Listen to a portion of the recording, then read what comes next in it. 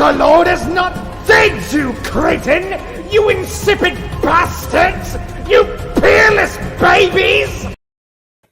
Hello everybody, welcome to whatever motherfucker we're reading, but this time we're reading something good, so don't be deceived by that title, everybody. Today the calls are gonna be a bit late, so welcome on board. My first. The sausage spice boy returns. I summon Prohibition-Hammer. Prohibition's only ever expanded. Father? Son. Brother. Brother? Hot stuff. What? Curtailment. Oh. Ow! Only ninja. Ow! What did you do that for? Do what? You hit me with the hammer twice! Too bad. You're being too degenerate. Anyways, next up. Stop! My immersion broke.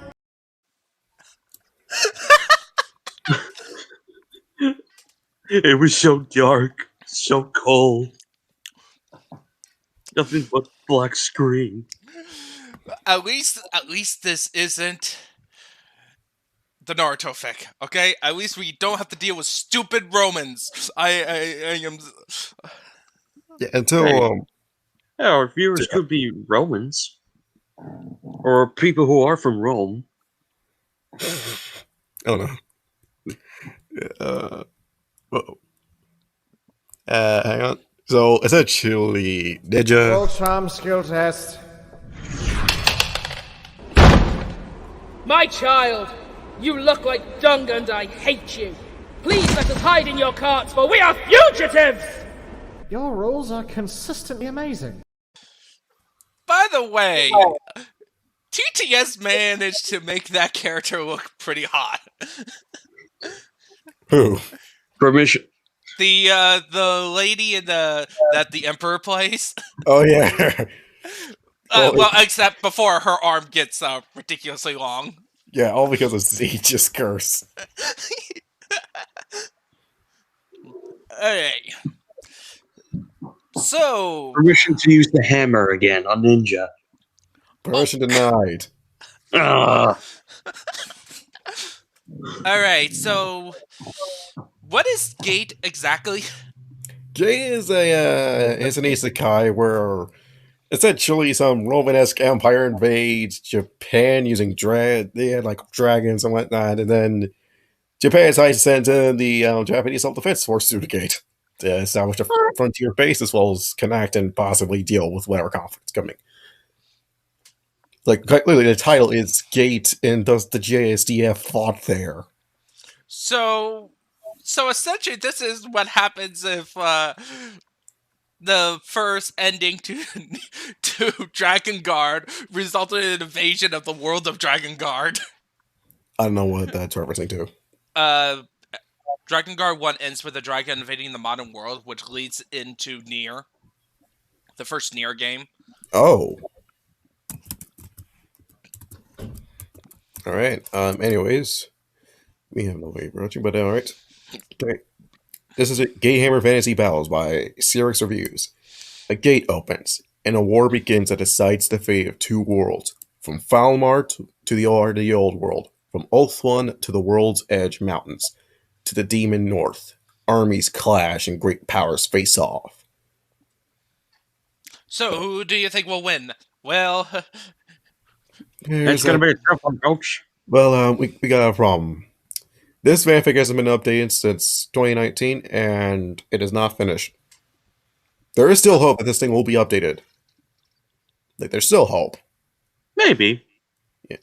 Anyways, let us start. Fort Griffin, the Gate World, known to the locals as Alnus Hill. Earnhardt Franz Holzwig Schleistein, fourth son of the Emperor Karl Franz, surveyed the carnage from atop his horse.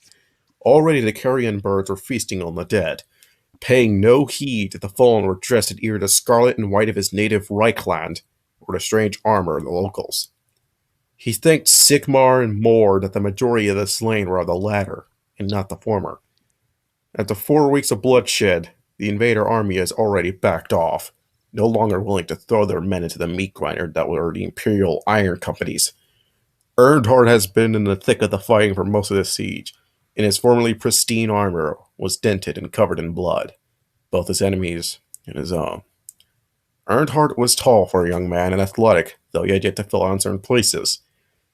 He had inherited the strong jaw of his father's family and the aquiline nose of his mother. A scar in the corner of his mouth, earned in the fight against a drunken stallion prince, made it seem as if he was constantly smirking. He was dressed in black armor, decorated with the symbols of both Sigmar and Mor. Many raised an eyebrow at his choice of patron deities, but he paid them no mind. Though it was in Sigmar's name he fought, he, like every man, was destined for Mor's garden.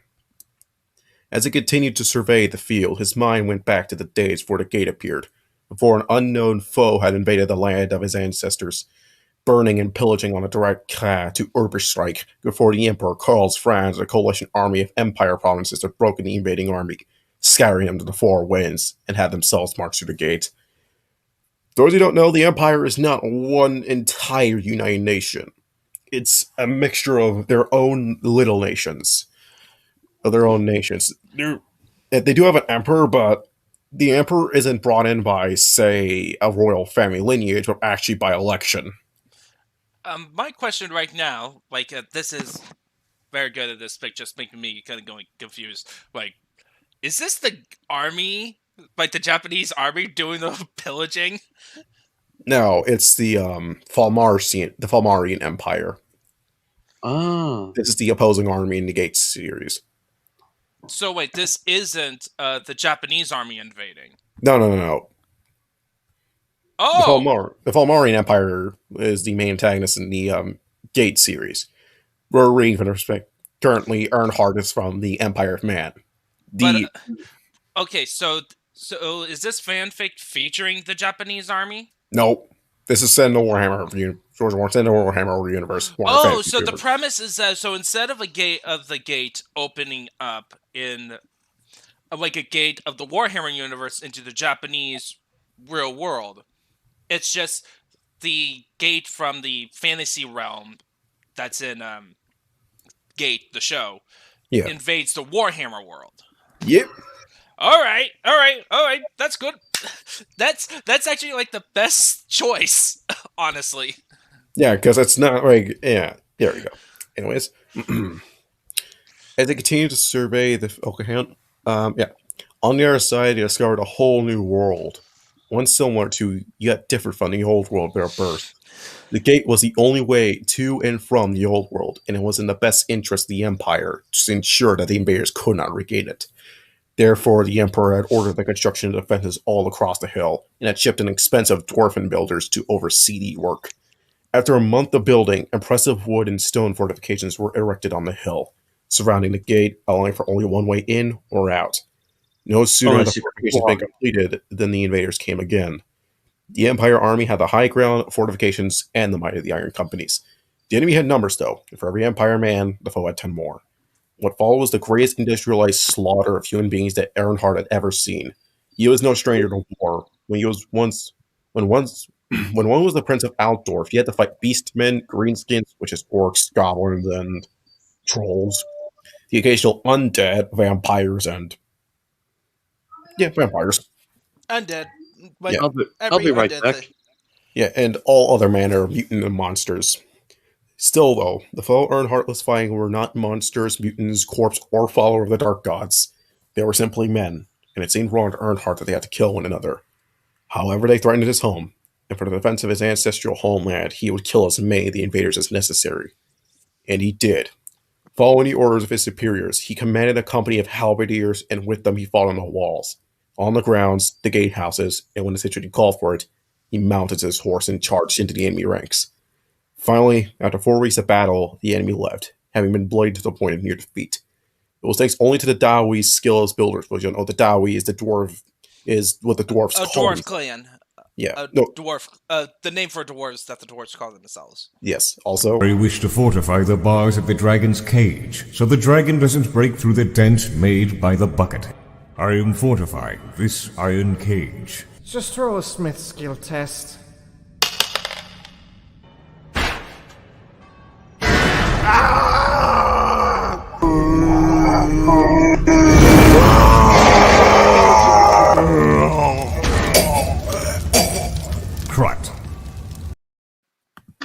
Okay, Hey. okay, Sveik. I'm sorry. I'm too late. I thought we started like. 11:30. It's okay. We just started. Where so the only thing we did is that we just the clarified who invading who and exactly what gate. So it's not Warhammer invading the real world or the Japanese army invading the Warhammer world. It's actually the fantasy world that invaded the Japanese world in the original show, invading Warhammer. Yeah. Now, with that out of the way, let's start. Let's Okay. continue, actually. The Emperor's strategic brilliance and the Empire's control of the gate, allowing them to send fresh men and instruments supplies that victory was achieved. Now, Earnhardt was put in charge of overseeing the recovery of the Emperor is dead from the field. He had spent the past weeks barely sleeping, constantly fighting, and it took all of his willpower to keep his body moving. My prince! Okay, who wants to read Earnhardt's dialogue? I'll try. Try upon your best, just do your best. Okay. Earnhardt turned his head to the left and saw a knight of the Reichsguard right up to him. Yes. What is it? Earnhardt asked curtly. The Emperor demands your presence in the keep at once! Well, I would be a poor son to keep my father, Emperor, waiting. Earnhardt said to the knight, before turning his gaze to his company. Captain Klaus. Santa Claus. Yes, my lord. A grizzled soldier with Yes, a beard. my lord. A grizzled soldier with a beard and an eye patch over his left eye answered from a few yards away. The Emperor desires my presence in the keep. You will take over our job in my stead until my return. Understood, my lord. Klaus nodded. Well then, Earnhardt said, turning his horse around and making for the direction of the fort. let us see what my father wants. Oh my goodness! This first scene is so beautiful. I Okay. can't believe. Okay. This... Yeah. All right. I will be back soon. Yeah. Please This tell me way. you have that clip about. Oh, it's actually good. I don't think I do. Oh, but like compared to the last one where we had paragraphs of exposition, right? Of like boring dialogue. And this one, it's all straight to the point. And Yeah. you easily understand. Anyways, the keep of Fort Griffin was a wooden structure 4 stories high, and the Dowie carpenters made it highly defensible, crafted from Reichwald oak and as solid as any stone structure built by human hands. Outside the great doors of the keep, Earnhardt always took the time to admire the work put in by the mountain folk. Their victory was due in no small part to the sturdy construction of their fortifications. Without them, they would have been overrun weeks ago, guns or no guns. Earnhardt, lad, there you are. Earnhardt turned his head and his eyes went wide as he saw the speaker walk up to him.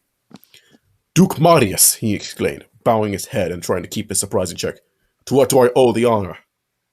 Marius Leitdorf, Grand Duke of Averland, ruler of Averheim, and the most unhinged elector counts His Majesty reunited the Empire. He was also a close friend of the Emperor Karl Franz, despite the madness, and one of the finest duelists in the Empire. The Grand Duke was dressed in a costume colored black and gold, with purple leggings and yellow shoes, and on top of his head was a cap with a huge feather. All right. One could describe his dress as comical, almost jester-like. Were it not for the Runefang mother's ruin and the long dueling dagger strapped to his side, Marius was one of several electors taking the fight to the invaders, and his mad charges and fearless offensive had driven terror into the hearts of the enemy, who dared to take Sigmar's land for their own. He was also one of the first to suggest pursuing the enemy through the gate, and during the 4-week-long siege had led several midnight raids to the enemy camps, torching tents, murdering officers in their sleeps, and making off with loot, horses, and the occasional severed head. Oh, don't be so formal, lad. After all, I seen your bottom when you were a little baby. Marius said loudly, much to the young prince's frustration and to the amusement of several passing soldiers. All right. Okay. Let me. we. I merely thought we could walk to your father's war council together, Marius explained, opening the doors. and perhaps talk of some news that may have come to me. Man, trying to do a Scottish accent. Earnhardt, you read. Me? What? Yes, What sort of news? the younger man asked, hesitantly. You would never know what to expect from Leifdorf. There was always a chance that it could be important, but there was also the possibility that the mad dude was leading you on, setting you up to be a punchline in his joke. Well, now that the enemy has been defeated, driven from our lands, and this damned gate has been secured, many electors who participate in the campaign wish to go home and take their armies with them. The mutants in the forest and the greenskins in the mountains won't wait for us to settle our affairs here after all. True enough. I suppose, Duke Maurus. Earnhardt replied. As the two men walked through the halls and past the various soldiers, servants, and other fort staff. But this gate still needs to be defended. We were outnumbered 2-1 in the last battle. Should the other electors call their support now, the gate will be left severely undermanned. Too true. Marius agreed, but did not seem to share the same sense of worry that Earnhardt had. That is why your father is calling this council, to decide what is to be done. Several minutes later, they arrived at the grand chamber that Karl Franz was taking for his roll counts, and two knights of the Reichsguard opened the doors for them and allowed them inside. Inside the room was a table carved from Dracula old. Seated at it were all the nobles and officers of the campaign, busy talking amongst themselves. Helborg! Marius shouted upon catching sight of Kurt Helborg, the famed Reichsmarshal, Grand Master of the Reichsguard Knights, and a man you had the honor of squiring for several years ago. You want me to voice this one? No, it's still Marius. So glad to see you that you survived the battle, and I am even gladder to see that the hairy caterpillar upon your lip has not grown wings and flown off your face yet. I dare say none of us would have been able to recognize you otherwise. Grand Duke was the only acknowledgement Marius got from Helborg, but the tightening of the Reichsmarschal's jaw was all the indication that one needed to know that the Helborg was annoyed. Helborg was not only the greatest hero of the Empire to be present. Boris Todbringer, the Graf of Mindenbergheim, was seated at the table, his one good eye scanning the room. Todbringer had once been the main rival of Earnhardt's father for the position of emperor, but years of fighting alongside one another had turned Todbringer from a rival into a loyal supporter. When the invaders had come through the gate, Todbringer's Ulcrian wolves had come down from the north like an icy wind and had torn the foe to pieces with their savage might. Next to Todbringer was the Aller Ulrich Emil Valagir, who had joined Todbringer on this campaign, and had personally slain several of the giant ogre-like monsters the invaders had brought with them. To Earnhardt, the Aller Ulrich was an enigmatic, almost ethereal being, who was always accompanied by a pair of giant wolves. He appeared to wear a crown of winter upon his brow. Across from the Ulcrians sought Balthasar Gelt, Gold Wizard and Supreme Patriarch of the Colleges of Magic, the most powerful magistrator of the age. Gelt was known for his greatest ambitions, tempered only by his apparent patriotism for the Empire, his allegiance to the Emperor. As a master over the lore of metal, Gelt had used the winds of magic to rain down molten gold upon the foe outside of Uberstrike, and turn entire columns of the enemies into statues. What magic users the invaders possessed paled in comparison to the overwhelming might of the Supreme Patriarch. Next to Gelt was the Grand Theogenist, Volkmar the Grim, who was currently living up to his name by shooting glares at Marius. When news of the invaders had first reached Altdorf, Volkmar was among the first to respond, gathering the faithful together and riding out to meet the enemy. Atop his war altar, Volkmar had brought down holy fire upon the foe, and put the fear of Sigmar into their hearts. At the head of the table stood Ludwig Schwarzenhelm, champion of the Emperor, wielder of the Sword of Justice, and bearer of the Emperor's standard. Ludwig had led the hunting parties into Reichwald, where the invaders were fighting with the local beastmen war herds, and after waiting for both sides to bleed one another, had struck and defeated both. During the siege, Schwarzhelm had tailed together the West Wall, where the heaviest fighting took place, and had single-handedly slain one of the dragon riders employed by the invaders. Finally, sitting at the head of the table, was the Emperor himself, Karl Franz Holzwig Schielstein. Grand Prince of Reichland, Prince of Altdorf, Court Count of the West March, Emperor himself in blood of emperors in the fire of the dark. He wore the Gromriel armor of emperors, forged in part from the armor of Magnus the Pious.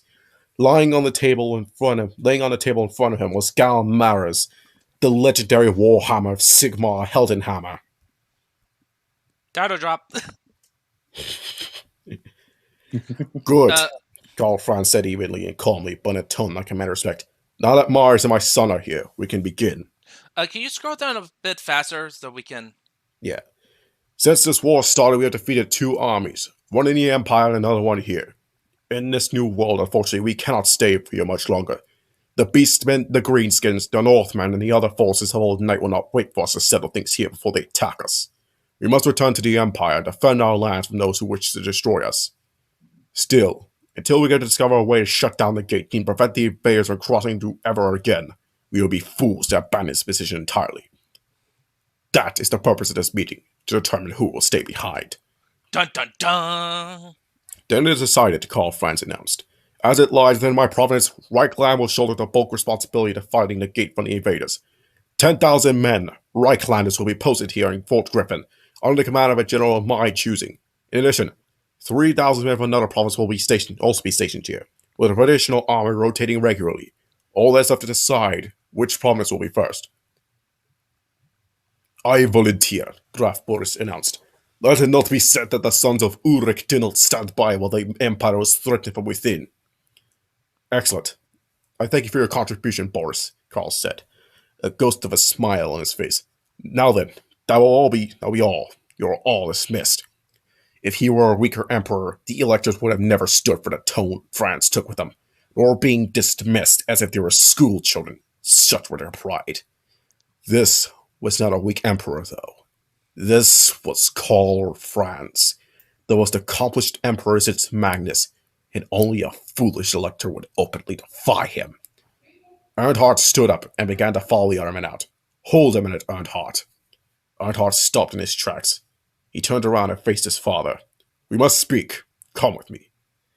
Earnhardt said nothing, but lightly bowed his head, and followed his father to the rooms the emperor had taken for his own personal chambers. I've heard that you distinguished yourself well during the battle, Karl said as he poured out a glass of wine. I'm pleased to know that I've successfully raised another warrior in the family. Okay, where's my line? I merely did. Oh, fuck. Okay, let me do it.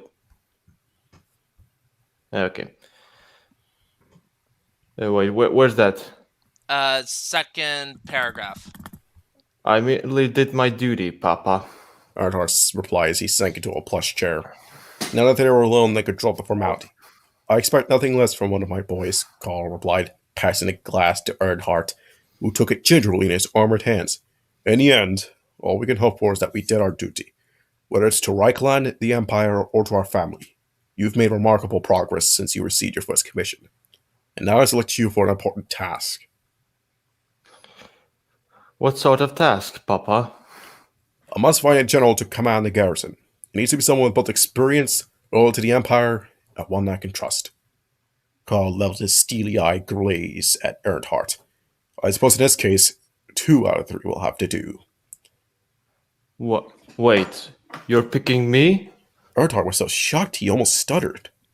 But I'm not even 20. Surely someone with more experience would be more suited. Tell me, Earnhardt, how many fourth sons inherit anything of worth? What? I mean, little father. 4 sons inherit little. Exactly. Luitpold is going to be Prince of Reichland and Altdorf, and if he plays his card right, could become Emperor one day. Siegbold is going to come into a large castle along the Westmark, as well as several smaller ones, and Kurt will spend the rest of his days as the lord of a handful of country seats, which leaves you, Earnhardt. The best a fourth son could hope for is money, which you will of course receive upon my death, but that will not be enough for one of my sons. That's why I'm giving you this hill. The hill, father? I thought I was to be a general until Gelt and his magisters can divine a way to close the gate. Gelt is not sure that such a feat is possible, Karl admitted as he looked out the window of his room. He has confided in me that whoever it was that created this gate Be they god, demon, or mortal, they used incredibly powerful and incredibly resilient magic, and will never be undone. In which case, this hill is now an Imperial march, which will make you a Margrave. I'm honored, Father. Earnhardt said. But do you think I'm ready to rule? Sigmar, no, Carl answered bluntly. When you were a child, we trained you how to be a soldier, not a ruler. That is why I will send far more experienced men to serve as your advisors. They will be intelligent individuals, and if you wish to succeed, then you will heed their counsel in all things, even if they tell you things that you do not wish to hear. Especially then. I understand, Father. Good. In addition to these advisors, I will also be posting experienced generals to serve under you, as well as priests and mages for support. They will support you when you are weak, and from there you will grow stronger in areas you are lacking. It is not an ideal situation, but it will suffice. Let it never be said that a member of our house could not learn. From this day to your last day, you will be the Margrave of the Alnus March, and when you die, your children will inherit your title, and their children after them. I accept this responsibility, Father. Good. As of now, you will be the Empire's first line of defense against the invaders.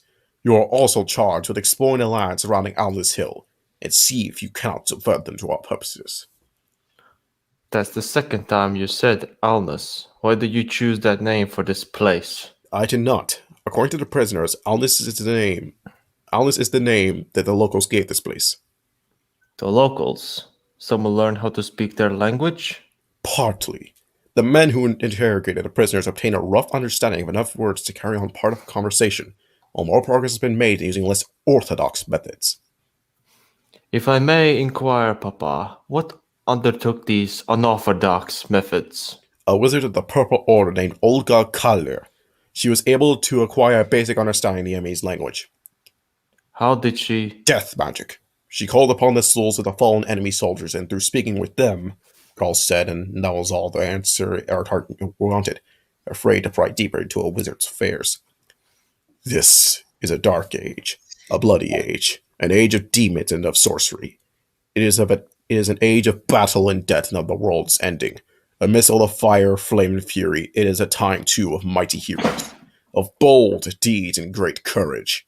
At the heart of the old world sprawls the Empire, the largest and most powerful of the human realms, known for its engineers, sorcerers, traders, and soldiers. It is a land of great mountains, mighty rivers, dark forests, and vast cities, and from his throne in Altdorf reigns the Emperor Karl Franz, sacred descendant of the founder of these lands, Sigmar Heldenhammer, and wielder of his magical warhammer Gal Maraz. But these are far from civilized times. Across the length and breadth of the old world, from the nightly places of Bretonia to the icebound Kislev in the far north, come rumblings of war. In the towering world's edge mountains, the green-skinned tribes are gathering for another assault. Bandits and renegades harry the wild southern lands of the border princes. There are rumors of ratmen, the skaven, emerging from the sewers and swamps across the lands. Something old and unholy stirs in Slovenia, and talks that the fallen Karsteins have come again, and from the northern wilderness there is the ever-present threat of chaos, of demons and beastmen corrupted by the foul powers of the dark gods. And to the host of troublesome men of the Empire already face, a mysterious and magical gate has appeared, and armies of invaders have poured through it. As the time of battle draws ever near, the Empire needs heroes like never before. So, are we gonna have orcs be in this, like all the other Warhammer factions, or it's just gonna be Empire? There's going to be elves, the Dowie, Bretonia makes an appearance. I don't know about orcs, though. I can neither confirm nor deny that the orcs will come, because I don't remember everything that happens. You know, this actually is the only time where multiple voices actually work. Next up, here comes the Asurai, otherwise known as the High Elves. Oh, so is there going to be multiple gates showing up? Okay. Yeah, there's the second one. Okay,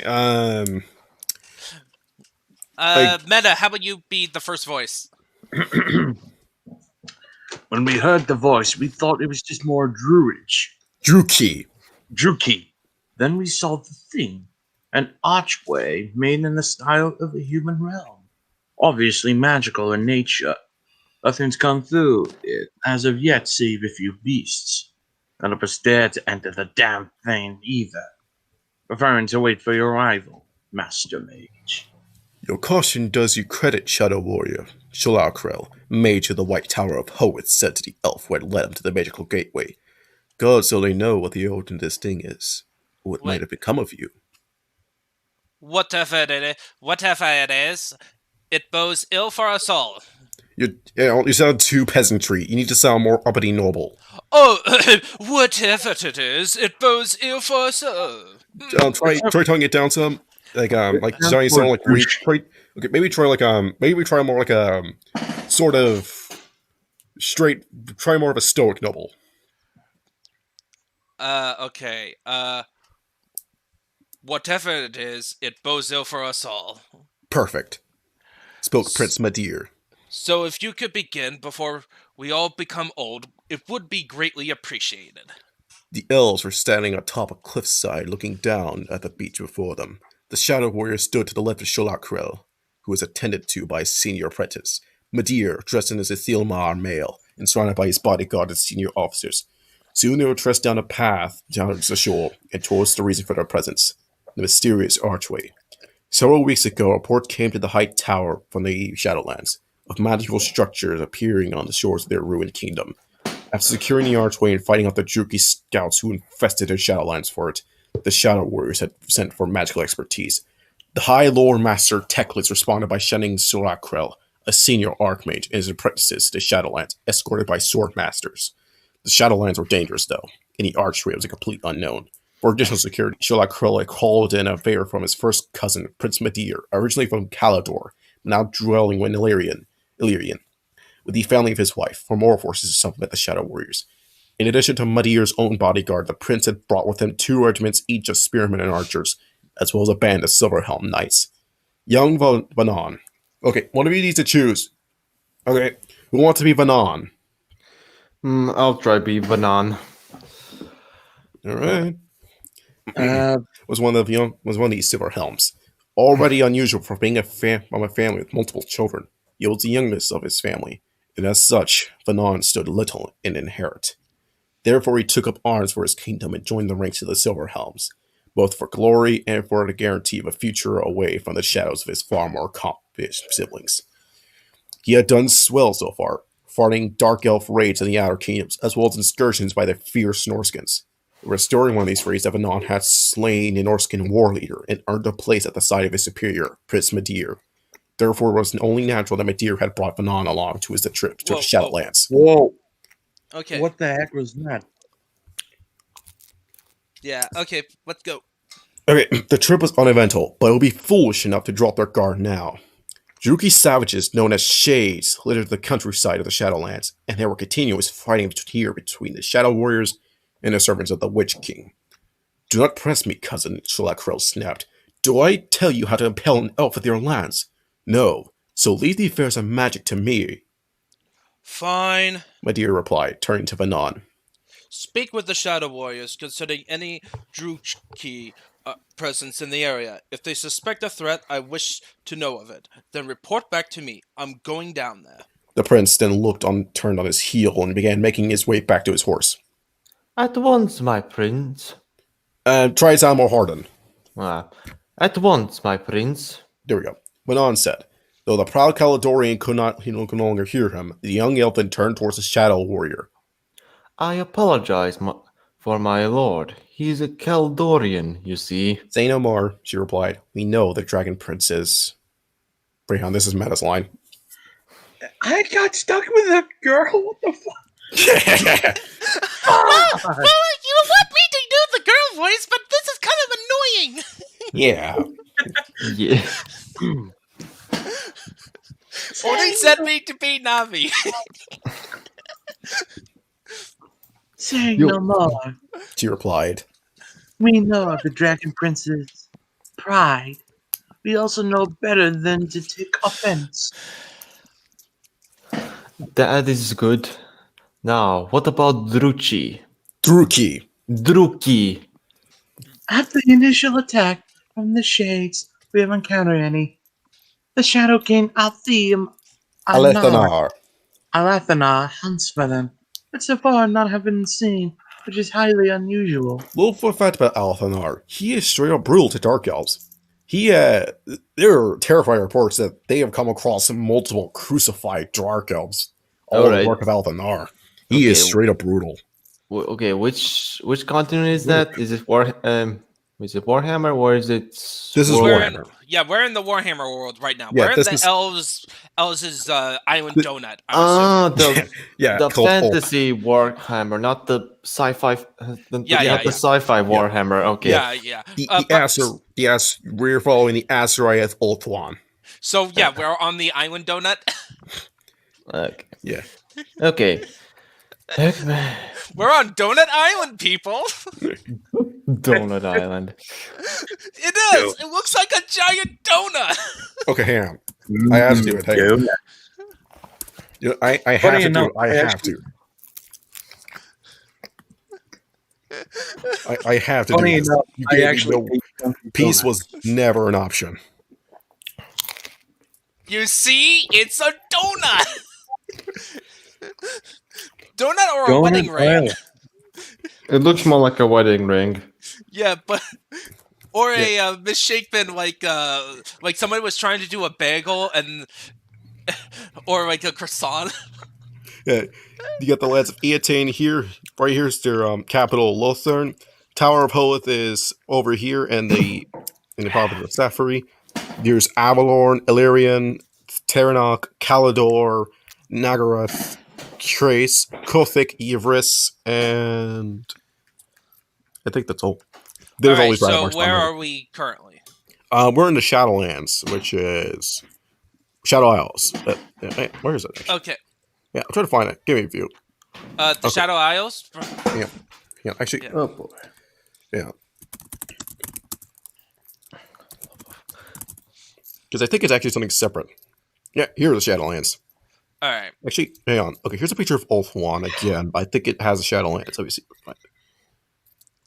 Look, here's the shifting isles. It does look like a donut.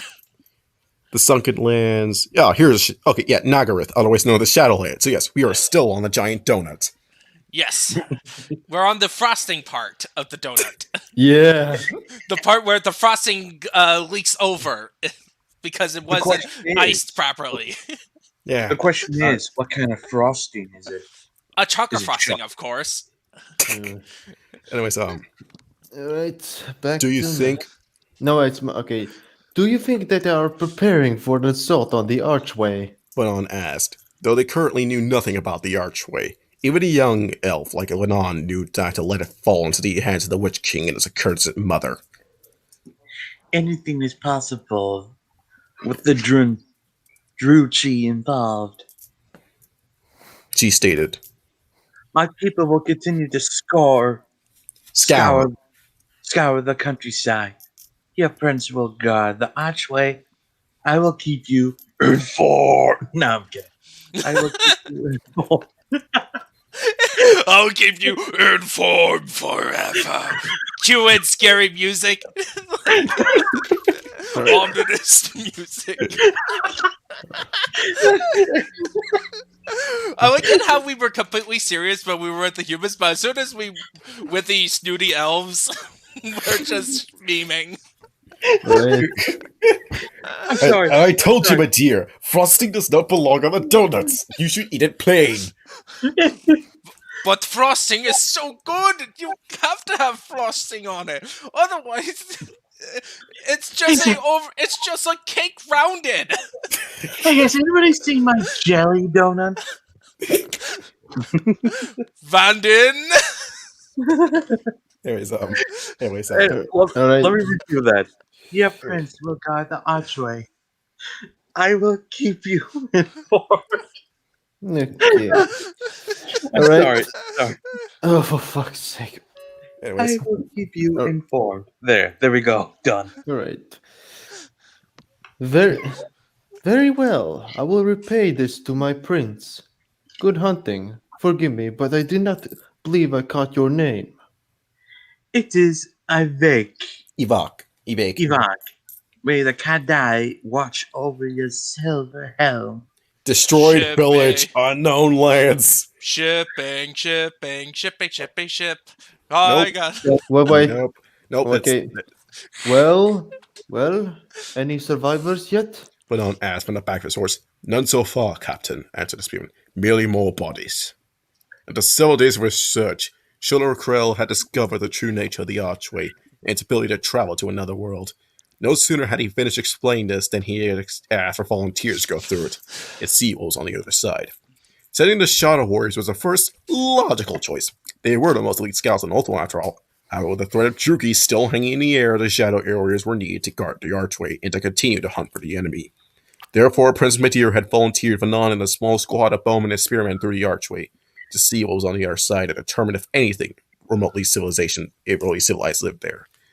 When they had stepped through the portal, they had been greeted to the sight of vast grassy plains. For the past few days, they traveled east, hoping to come across something besides wild animals. On the dawn of the third day, Finall believed that only beasts actually inhabited this world. Then, on the fourth day, his party saw a forest, the first change in scenery since their mission began. Of course, the forest also happened to be on fire at the time, with, of all creatures, a dragon flying overhead. Of course it's a dragon! They waited for the dragon to leave before they moved into the woods. If the dragon here was anything like the ones back home on Ultron, then it did not burn down forts for no reason. Something was the target of its wrath, and Finall was determined to find out what exactly it was. So they had entered the woods, and had come across a small village, or what was left of it after the dragon had been through it. All that remained was a handful of half-destroyed structures and many skeletons. Some were bones that were half melted by dragon fire. Due to the sheer scale of the destruction, and that only bones remained, it was impossible to tell what had actually lived there. So far, this excursion into woods had proven merely to be a merely dead end. Question: can you melt bones? I know you can grind them to dust, but you can't. But can you melt them? If the temperature is hot enough, then yes. Anything can be melted if something's hot enough. Yeah. Okay. That or it catches on fire and just burns. All right. Asuria, damn it. Finall cursed under his breath as he dismounted and led his mount to the well. One of the few surviving structures in the smoking remains of the village. Returning to Prince Madir empty-handed sits poorly with me. With all due respect, Captain, we've only a few days of supplies left. You sound too country. Speak more. Speak more. I'm trying to speak Scottish for a bowman, okay? It's a bowman. It's just a random character, okay? Like, come on. Bowman said frankly. We must begin heading back to the archway. Like, come on. It's not like this is a named character. 3, 2, 1. I know Urhak. I know Urhak. But on admitted sadly to the bowman. One half of it was upset that they had nothing to show for this expedition, while the other half was upset for the lack of survivors. Thanks for the Kadai. That still stands. At the very least, we will not die of thirst. Begin refilling our flasks. But on order as he grabbed the well's bucket, still more actually attached a rope, and dropped it into the well. Not even a second after he had dropped the bucket, then he had heard two things. One was the bucket hitting something, followed by a splash. The bucket had hit something on its way down the water. Finall looked over the edge of the well and his eyes widened. I see someone down there, he exclaimed, unbuckling his sword and taking off his helmet. Whoever they are, they're still breathing. Oh no, it's Timmy! Well, Timmy's finally got out of that well. Anyways, keep reading, Finall. Urhak, grab this rope. I may need some help getting back up. Sayaloko, grab some more rope from the packs. If this one breaks, then I'll be needing another way to get us out of the well. Lehe. Lily, just try your best. I can't pronounce it either. Lehi, prepare your equipment. Whoever is down there may need the healer. And so Finall climbed down the well. Upon reaching the bottom, his eyes acclimated to the darkness. He could see that the person at the bottom was of both a young girl and an elf. Elves? Here in another world? How? When? Why? Were they Asur, Azurai, or dare he think it, Druki? Questions for later. All right, questions for later. Oh, wait. Oh, I think I messed it up. Okay, yeah, no. The Azurai are the Wood Elves. The Asur are the High Elves. Yeah, Asur are snooty, Azurai are hippies, and Druki are BDSM lovers. They're hedonist without limits. Like, they'll hold orgies with all kinds of things, including the animals. Oh god, bestiality. Oh, come on, the Druki are basically fantasy Drakari. Well, yeah, they're literally just the Dark Eldar, but even more evil. Because they don't do this stuff because they're at risk of losing their soul. They just do it for the hell of it. They just do it for fun, like a bunch of degenerates they are. Yeah, I think it's like Malekith, he wants to, like, he feel like he was cheated out of becoming the next Phoenix King.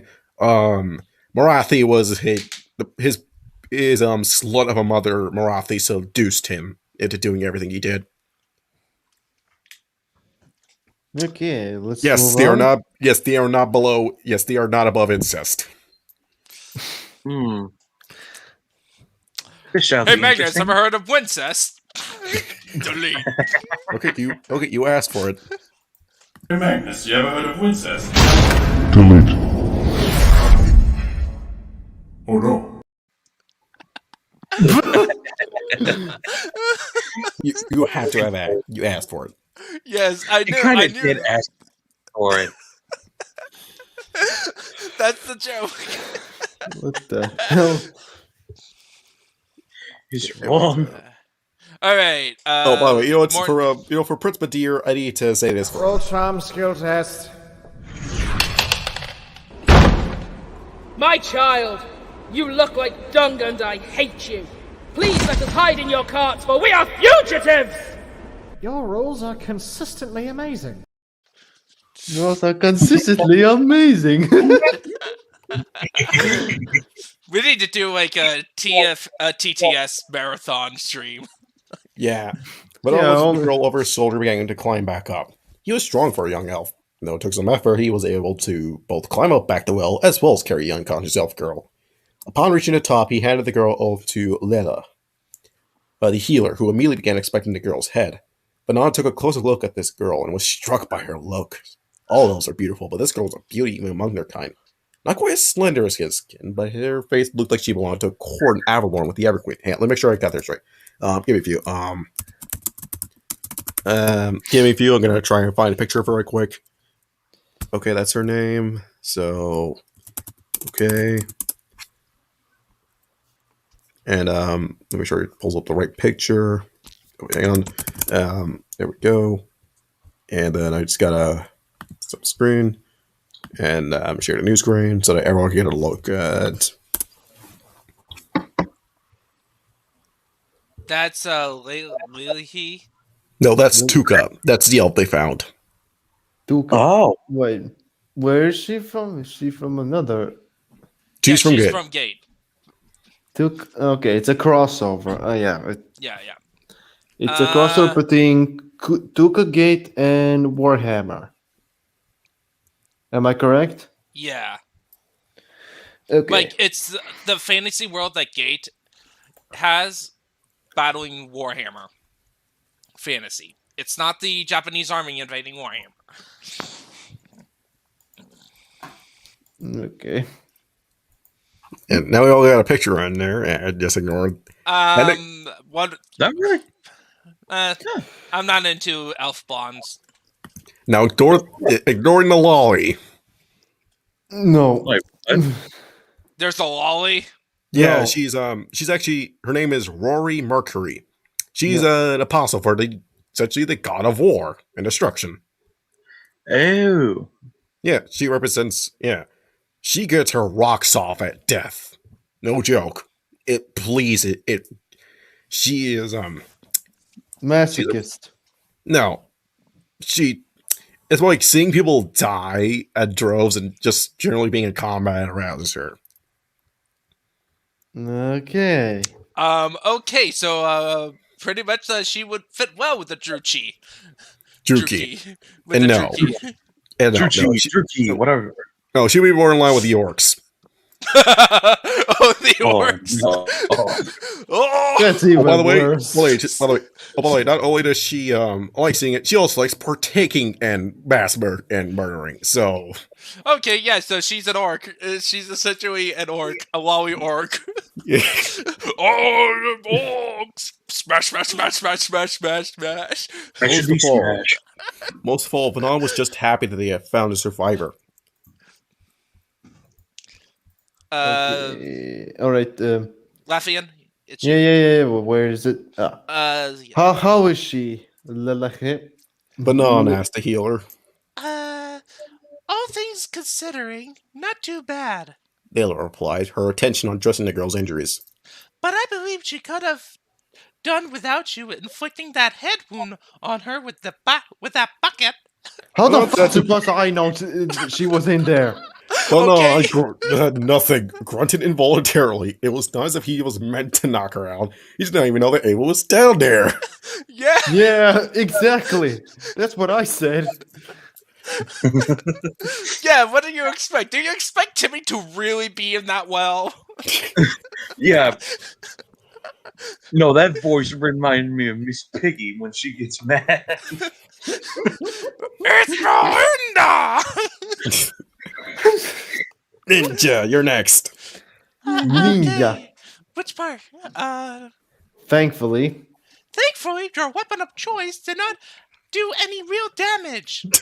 Then she checks. It turns out that Banan used his X-ray ability on her, causing her skull to actually crack in 3 places. Oh no, he actually activated what's that roll in TTS tabletop, like something rage? Fury. Ulrich's Fury. Oh no. Oh no. Ulrich's Fury. I probably should have added that scene where it's like, yeah, I'm gonna charge and I'm gonna accidentally activate Ulrich's Fury, hurting the NPC. Crap, I should have gotten the roll 10. Oh, yeah, but Yeah. that's Yeah, for there the were- ridiculous awesome okay. moment. But Okay, anyway. there was Anyways, anyways, keep going. By some miracle, it seemed she completely survived the Dragonspire without nothing more than a few scratches and bruises. Nothing that can be healed with time. That cannot be healed with time. That's good to know. Banan Not said, I'm once. taking his eyes off the girl. Very good to know. Captain! Urax asked, bringing Banan back to reality. She's an elf! I know, Orak, you Banan moron. reported, reluctantly tearing his gaze away from the girl into Urhak. And He's if like- she is an elf, then I believe it's safe to assume that this was an elf village. I concur, Captain. Urhak said, looking around. If there are elves here, though, would there be other familiar races as well? Could there be humans, greenskins, or worse, dwarfs here as well? What can dwarves do? Remember, well, like the dwarfs in Warhammer have a book of grudges. Yeah, they're spiteful as hell. Like, So- it's a giant book of grudges, and how they sell most grudges is an axe to the face. And They're short as all hell. and they don't die, and like the king's reign would not end until all the grudges has been resolved. Which Yeah. And it's just his personal grudges. It's all the grudges of his people. It could be as minor as like somebody borrowed $10 on Monday and didn't pay up until the Next 3 month. weeks yeah, 3 weeks later.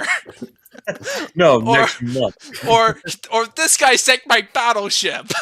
It's in the book of grudges. you sunk my battleship. Believe it or not, there's like Yeah, like believe it or not, this is this entire story. When it comes to the dwarfs, look up the War of the Beard. The War of the Beard?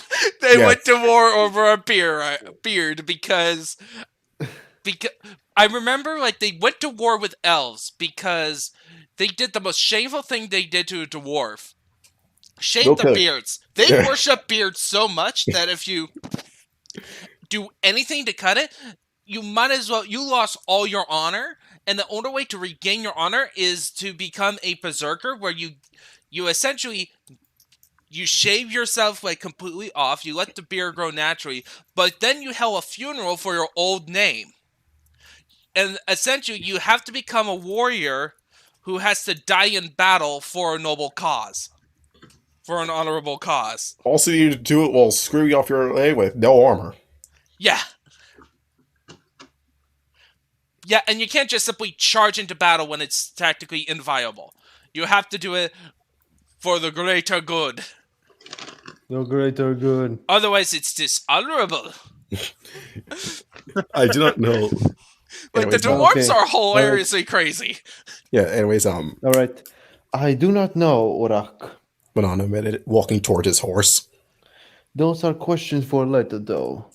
For now, though, he repeated, though, god damn it, whatever. It's a minor complaint. Yeah, that part of this spick is not free of these. Yeah, I already spotted a few ones earlier, but I didn't have the time to point them out. Well, it's not as bad. It's not as cringe-inducing. Yeah, it's not as cringe-inducing. Yeah, it's like most of the time, it's like a lot of time in here, it's like the dialogue's pretty well constructed. Yeah, it's just like simple grammar mistakes. Like if this was a published work, an editor would catch these. Yeah. Anyways, we move out as soon as Lelach is finished tending to the girl. We move out of these woods and then make camp for the night. What about the girl, Captain? Earnhardt asked. Are we bringing her with us? Of course. Fanon replied. She'll ride with me. Of course, Captain. Shipping, yep. Shipping. Now all Shipping with the intensifies. It's Prince Earnhardt. There's a caravan over there. Prince Earnhardt rode his horse over to Siegfried and took the telescope from the knight's hands and looked through it. Sure enough, there was a wagon trail in of locals. Do you believe them to be merchants? Earnhardt asked as he looked the caravan over. They're not a merchant caravan, Siegfried answered, tightening his hold on the reins of his horse. They're refugees. Well, luckily they're not. I do believe, Sir Siegfried, that you are correct. Earnhardt says. They do, in fact, have the look of refugees. But they also might be terrorists. Well, I know it's an outdated joke. I know. When you live at outdoor for as long as Earnhardt had, you learned how to tell the difference between a normal traveler and one forced to flee for their lives. Beastmen, greenskins, undead, and any number of other terrors made refugees out of the Empire's citizens, and made villagers who never traveled for more than a few miles from the place of their birth to take the long journey to safety. Many of these refugees inevitably ended up in Altdorf. Meta, you want to do Father Wilhelm? Yeah, I can do it. Wait, what's his accent like? I don't know. How would you do a cousin Wilhelm scream? Oh, yeah.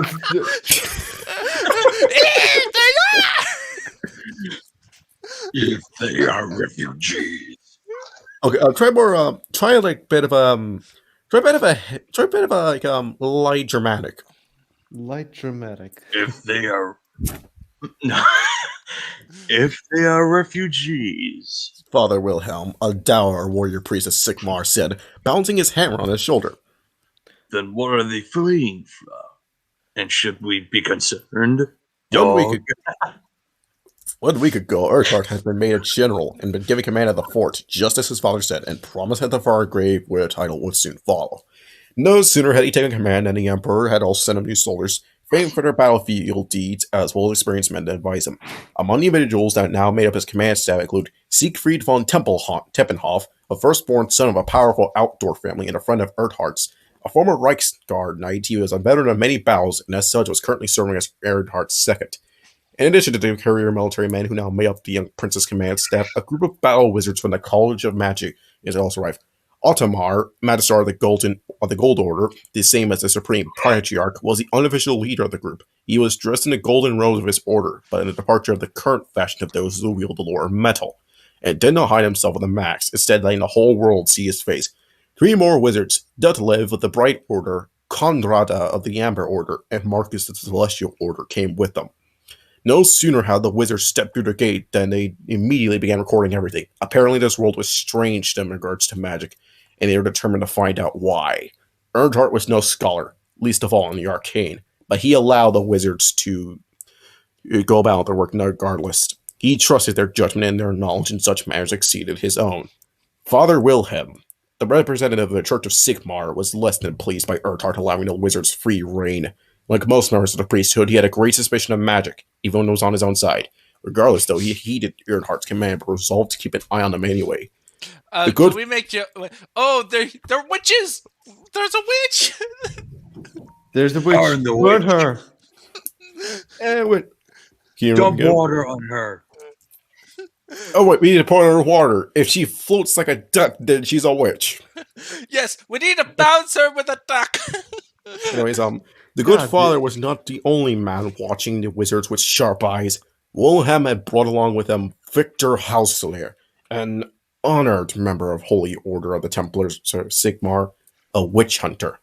There was a hard man if Earth had ever seen one. This was a man who hunted heretics and monsters, burned both them and the innocent at a stake, and probably slept easy in the night. Yeah, basically Witchfinder General. Except more insane. So basically we meet the Inquisition, the inquisitorial representative. Remember, do not suggest that Ratmen exist, otherwise you will be seen as a heretic. Ratmen? Skaven. They do not exist in the Empire. Nor how much evidence you've been pointing to, they do not exist. Yeah, what are those things? Giant rats? No, they're not rats. They're ugly dogs. Yeah, ugly dogs. They're werewolves. Earnhardt meeting beastmen, greenskins, and all the mighty invaders. Victor Hausler scared him more than any of those monsters did. What was worse, Earnhardt was fairly certain that Hausler knew it. Right now, all these individuals went with Earnhardt into his excursions to the invaders' countryside, accompanied by a small group of Reichsguard knights and several companies of pistoliers. So wait, so pistoliers are just a unit that they all only carry pistols? Carry the flintlock pistols? Okay, hang on, I need to show you. Yeah, because that seems kind of silly. I think there was I think one of the cinematics, one of the Warhammer cinematics, there was some guy with pistols. These are the pistoliers. Oh. They're cavalrymen with just pistols. Yeah. Yeah, not revolver, just old muskets. Yeah, but so they don't even have a sword on them? Yeah, their job is to run and gun. Literally. Gun. Not caring for a simple fact of carrying swords, because swords are stupid, apparently. Well, these are pistols we're talking about here. So wait, does that mean they can fight in melee? Actually, that's a pretty good question. Indiana Jones style. But if they can't, then... But they can't even fight in melee! Yeah, that's an interesting question that I'll answer next time. Anyways, they had been ready to turn around and turn back to the fort when Siegfried caught sight of the caravan. Well, Prince, Siegfried asked, what shall we do with them? Let them pass, or do we go down and say hello? Who wishes to be Otmar? I'm picking Ninja. What? Ninja, you're Otmar. Okay, who is he again? Who's Otmar? Let me check. He's the magistrate. He's the magister of the Gold Order, so you're pretty high ranking. You're a high ranking wizard. Oh yes, I'm a fabulous gold. Oh yes, I'm fabulous. Gold. That's Belt. That's Gelt. That's Belt. That's all Gelt. Okay, is he the Gold Order? No, he's Well, yes, he's part of the Gold Order, but this is not Balthasar Guild. This is Otmar. Okay, so it has to be lower. So it's like, oh yes, I'm fabulous. Not, oh yes, I'm fabulous. So it's lower. Okay, hang on. I'm looking him up. Never mind. He's more of a... Okay, I looked up Otmar, pulled up Warhammer 40k. Okay.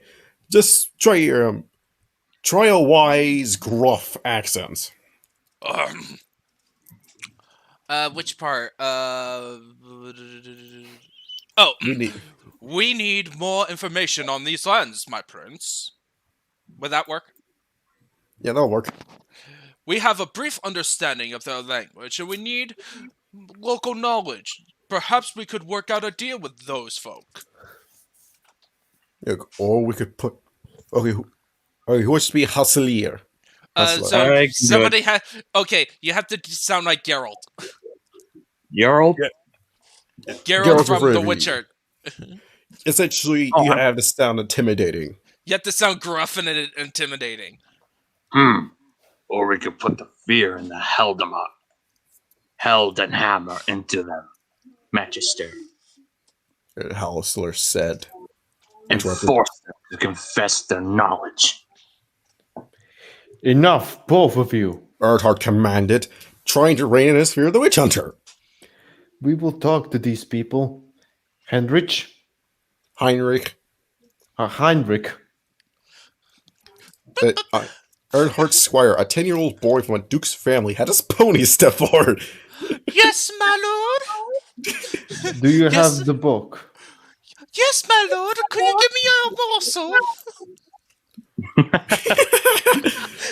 I like to imagine that if you look at that, you just see this massive collection of like gruff army men. They just see this tiny little pony step forward. Well, it's Warhammer. It's just like, oh my god, he's boy. Boy. Oh, darn it. I can't do boy's voice. Boy. Boy. It's a reference to TTS. Like, they have, like... I can't get my left eye. Yeah, I'm really scared. I'm seeing horrible things in my eyes.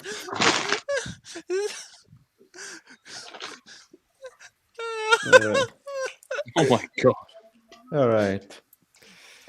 Anyways, the book referred to the rough collection of everything that the Empire knew of the invaders' language. Without, they had no hope of understanding what the locals would say. Hold a moment, Prince Earnhardt, speaker said, taking the telescope from the prince's hand. I see another group of people on the horizon. Are they the enemy? Earnhardt asked. Or bandits? No, I cannot believe that I am saying this, but I believe they are elves. Elves? Earnhardt repeated, a bit shocked. So, this land has elves as well as men. Fascinating. They aren't native to this land, Prince Earnhardt, Siegfried said with a shake of his head. They fly colors from Ulthuan. The Asur? No, okay, that's me. The Asur? Otmar exclaimed. Here, what are the Westernly folk doing? The maid was cut off by a distant roar. The men of the Empire turned their attention away from the Asur and back to the direction of the Caravan, which was currently under attack by a Norse flying monster. One that Earnhardt had only seen once before at the Imperial Zoo at Altdorf. There's a zoo? Oh, yes, that's where you were locked up. We wish to fortify the bars of the dragon's cage, so the dragon doesn't break through the dent made by the bucket. I am fortifying this iron cage. Just throw a smith skill test.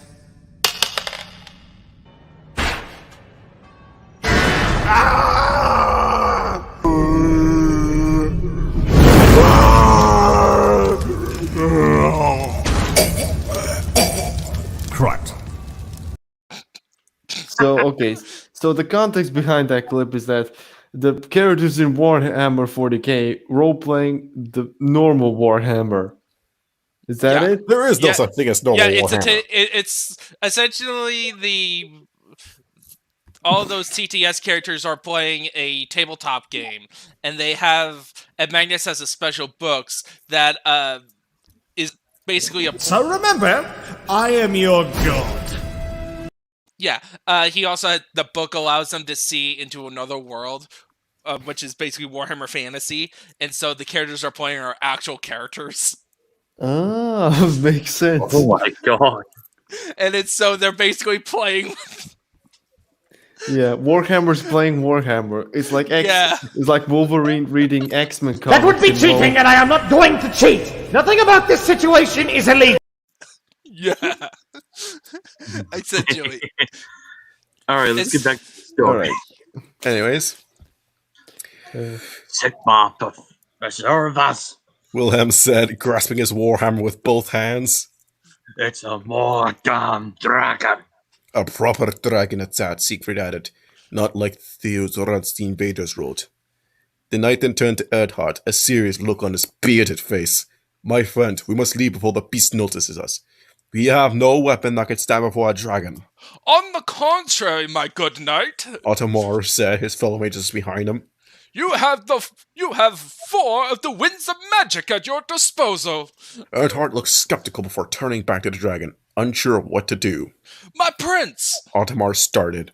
We must find out more about this land. The Caravan is the only thing available to us right now. If we let that dragon kill them all, it may be some time before we get another chance. In addition, the Caravan will owe us their lives. Earnhardt said nothing for a second before he nodded. Men, he shouted, draw the attention of the dragon away from the Caravan and the wizards. Ottoman and his fellows are going to kill the beast for us. Now ride as if Cain and all his hell were upon you. Hey, you got it right on the first try. It is Cain. Caiaphas Cain, hero of the Imperium. Caiaphas Cain, hero of the Imperium. Anyways, Bun. Captain Finall, it's the dragon again, a bowman said. I can see it. Banon replied, looking at the great beast as it attacked a human wagon train. The young girl's wounds had been treated, but she was still unconscious. They could no longer afford to wait, so instead of riding with Banon, the girl was placed upon a makeshift stretcher and carried between 2 spearmen. After they refilled their water, the party had set out. A few hours into the march, they caught sight of the wagons. Banon was going to ride over to greet them before the dragon that burned down the girl's village had appeared. Now they were witnessing more of the dragon's own page unfurling before their very eyes. A poor way to go. Earnhardt commentated. Whatever those humans may or may not have done in their lives, I would not wish death by dragonfire my worst enemy. Not even if it was a Druki. Not even then. Banon grunted before he addressed the party. We double back the way we came and wait for the dragon to leave. No point in risking our lives. Captain! Humans on horsebacks are riding towards the dragon! Earnhardt exclaimed. They are brave, but nothing to do with us. They bear the banners of the Empire of Man! That got Banon's attention. Empire humans? Here? How in the name of Kadai? Captain! He all growled. Oh, wait, no. But on ground, he was becoming tired of being cut off. Oh, wait. It's Captain! He was getting tired of being cut off mid-sentence. Yeah, that's me. That's definitely me. Yeah, let's keep doing that. Every time you keep speaking, somebody get him off mid-sentence. Okay. What is it, Lelache? It's the girl! She's awake! The girl was indeed awake and already standing, and though her footing was uncertain, her eyes were sharp and alert, looking at the dragon in the distance. Banon got off his horse and made his way to her. The girl sat off Banon and tried to take a step, only to stumble, forcing Lahel to catch her. Are you alright? Banon asked the girl. Can you tell us your name? The girl responded with a quick succession of gibberish.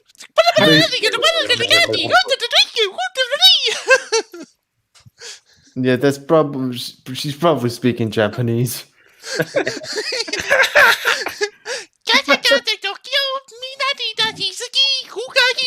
Oh God. Anyways, actually, I think that's honest to God upon the languages that it's very similar to their own. That they gotta know Japanese. Really? Like I think the Falmarian language is a mixture of Japanese. Actually, let me look into it. Falmar, because I think it's actually. Man, this is so much more enjoyable, us reading. Like, can we do more fanfics like this where we can have fun joking around while enjoying a good story? Yeah. Even a bad one, we still make jokes of it. Yeah, I want something that's not boring. Oh, wait, sorry, hang on. This is... Oh, sorry. They're not the Falmarian Empire. They're just a Darien Empire. Like Darien? Dairy? According to this, they are... Oh. Okay. Currently, they are a pre-industrial, medieval-like, hegemonic hereditary monarchy. Right. It's... Yeah, but their name is Darien. Sedarian. Sedarian. Okay, here it is. Education. All right. Let me see here.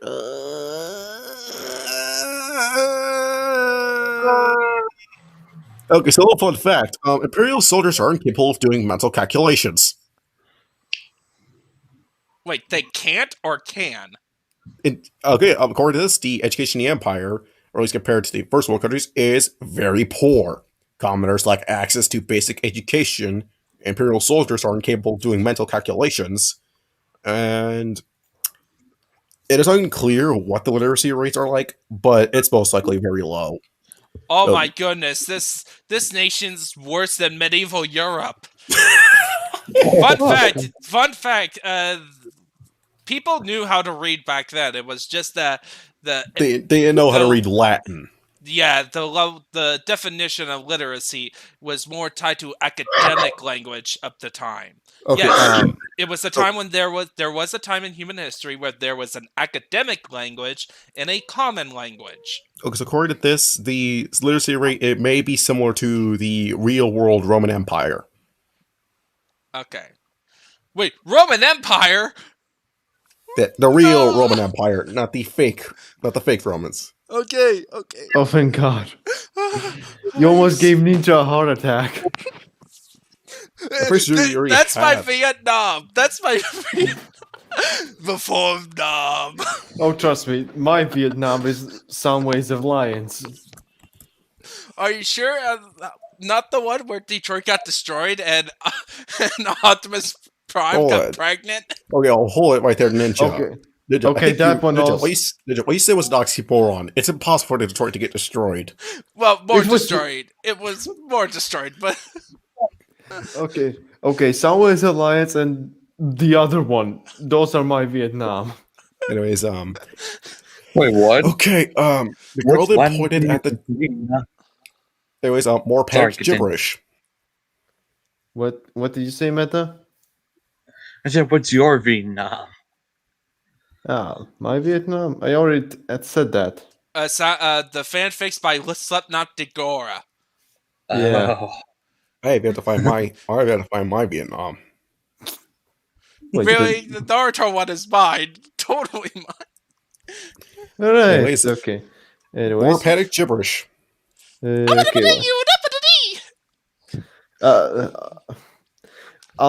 sorry. What did you say? No. Below that. Can you speak Elfarin? I shall take that as a no. I'm upset. The girl that pointed... Like, I'm acting out what's going on. The girl that pointed at the dragon were pointing at her eye, all the while saying the same word over and over again. The meaning behind this dawned on Manon. I think she's saying to attack the dragon in the eyes, Captain. It must be its only weakness, Captain. And can you do this without saying Captain? And are you drinking? I think... yeah, fun fact, Eric during this is drunk right now. But I think she's saying to attack the dragon in the eyes. It must be its only weakness. I agree. Not implied. And also, I think Erhak's still drinking as he's saying this. He's Like his voice is coming out of the horn itself as he's still drinking. Yeah, Meta, you be the spearman now. Captain, we're not actually considering going up against the dragon, are we? The spearman asked. Forgive me if I speak out of turn, but that is not our mission. I just love it where we have the elf who's constantly drunk. And then we have the spearman who's like, this is above our pay grade. It really is above our pay grade. We're part of the spearman union. Spearman Union. You'll have to. Anyways, Banan. Alright, wait, I can't see. Alright. It's our mission. That's the paragraph. Okay. Our mission our mission is to discover what lies on the other side of the archway. Banan said. Right now, the only lead we have is a young girl who doesn't speak our language, and a band of humans from the Empire, who is currently running headfirst into a hopeless fight with the dragon. If we wish to discover anything about this world, then the Imperials are our best choice. That is, unless you wish to teach the girl Ethereum yourself. Spearman. No, Captain. Did you tell them about our new union laws and what we demand? Sorry, I'm in charge of the Archers Union, the Bowman Union, and we're a lot looser with our union laws. No, Captain. I just love it how we now made it so that the elves have unions for their military. The Archer Union's demands are just alcohol. Yes! It's just branded alcohol. And then next to it, there's a picture of a moonshine. Alright. Banan. Alright. Then we save the humans from being killed by the dragon. Archers, aim for its eyes. I'll draw its attention. The success of our mission depends on keeping at least one of those humans alive. All right, Captain! Fire! Fire the black arrows! What? Sorry, this is some good stuff. Oh. Fire! No! That's the alcohol arrows. You shoot the black arrows. No, he's basically Demo Man. No, there's alcohol arrows. I love it how it's like when I started voicing him like a Scotsist, like trying to sound like Scotty, like you said, like no, he's not high in tuning enough. Now we just evolve him, this character, into an alcoholic.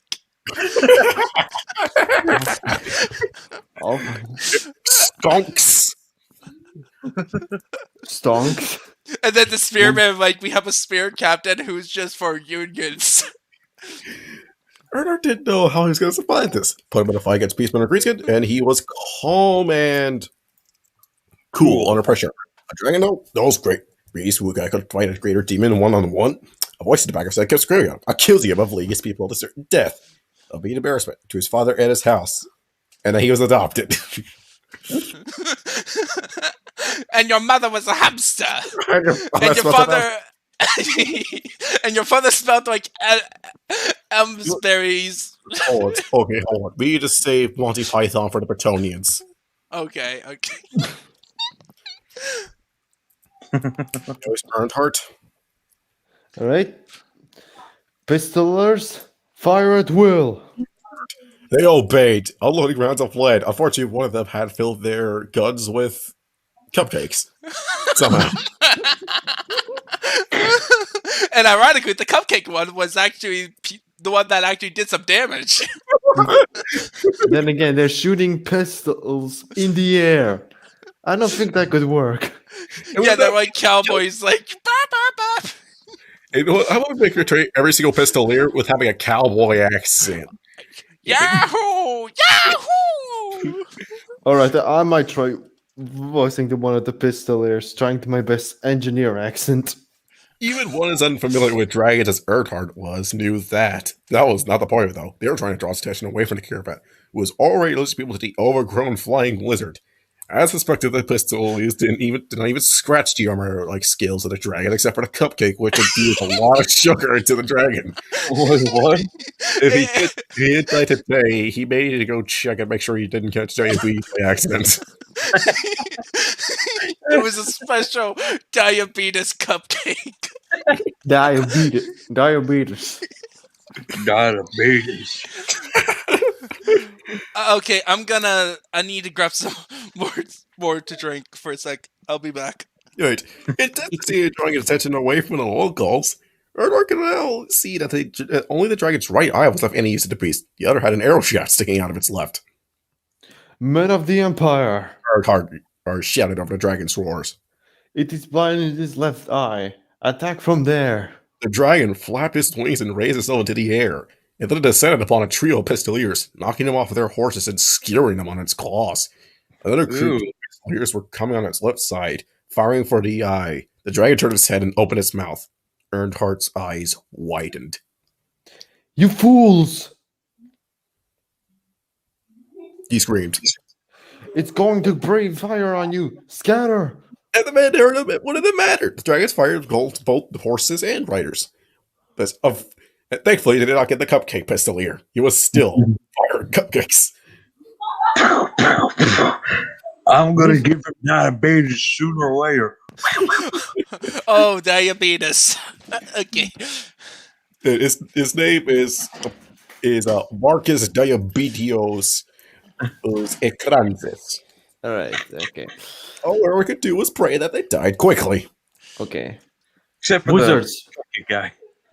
He yelled. Use your damn powers! The dragon had turned to Earnhardt and made to open its mouth. This time, a fireball hit it across its snout.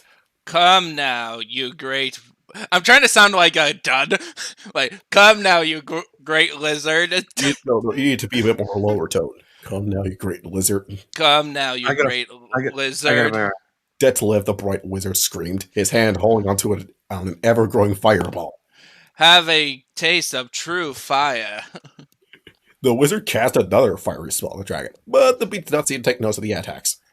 You fool! That thing breathes fire! Conrad, the armor order, shouted. You can't kill him with its own weapon. Then I need to use more fire. Wait, no, this sounds like, no, he doesn't sound like Dud. He sounds like, Joe Crab. Yeah, Joe Crab. Wait, then I'll need to use more fire. Fireball, fireball, fireball. Like, fireball is the only solution to every problem. Shouted back, riding closer to the dragon, inhaling and then exhaling an inferno into the dragon's face. Earnhardt was dead sure that the bright wizard was insane. No, he's following the only law that all wizards should take upon. That the only spell they ever truly need was fireball. Yes, except for what happened to the bard during my last D&D game. He tried to use fireball against demons. Did not work. It did nothing. They should have used more fireballs. No, he ended up changing to ice. That's your two solutions. It's fireball or ice. Makes sense. But still, fireball takes precedence. Yes. The dragon roared and took flight once again. You don't know if that level was actually hurt anything, but it was certainly making it uncomfortable enough to keep distance between itself and the Mad Magister. No, he remembers the Mad Wizard was the one that he put a restraining order on. Yeah, he realized why. Like, current, this was because of a rival. Like, one of his brothers just thought it was funny. It would just put this wizard he had a restraining order on into his army. Dad will understand. Anyways, Earnhardt. Okay. We must keep it grounded. Earnhardt shouted to his men. Aim for the wings. Above him, Conrad, the Amber Wizard, had used her magic to transform her body into that of a giant eagle. Fuck! Pick a woman again. Should we just set all the women characters meta at this point? No, don't you dare! I don't know. Maybe we could get a female here. Well, Well, I can We need do to grab the Wolfie. voice. Then we need to find Wolfie. Here, let me ask her then. Well, let me find. Next time. We're almost done with the third chapter. I think this is still the second. Yeah, No, it's still. Oh, okay. Yeah, this is still the second chapter. Man, I feel like we've been like at the third chapter. It's only been the second. But probably because we've been just going through. We've been like the amount of words that took Mad Hat to write. And This what? And the fact that we kept goofing off as well. Yeah, and this one is not. We're just picking more jokes. Too bad. I'm keeping Conrada's voice in there. Okay. So that can you at least voice her as Dr. Girlfriend? She didn't use that phone. Look at this. Impact the head of the dragon, using her superior speed and maneuverability to stay out of the range of the Drago's stabbing jaws. My prince! Altabar Gold Wizard rode up to Earnhardt. Marcus, I have a plan! But he requires time to cast it. I'll bring the dragon down, but you and your men must keep its focus away from Marcus. Marcus? Now screw him. He's Cosmonaut right now. Let him. Let the dragon eat him. No, his name is Marcus Phoenix. He's the good Marcus. Oh, I'm sorry. My apologies. Oh, Every hey, time I hear Marcus, I'm gonna kill. Yeah. So whatever. This is the good Marcus, and anyone else who said otherwise is.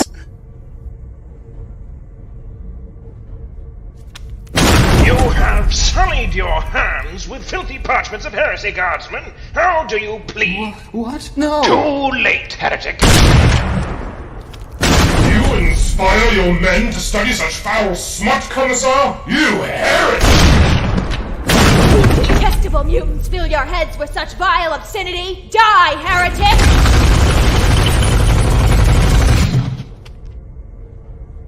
Maybe just one read. Sister, I need your blood to be... Oh, hold on. You're a heretic! You know what? They're just running around shooting each other down there. Better just lay the exterminatus upon these heretics. Alright, fire!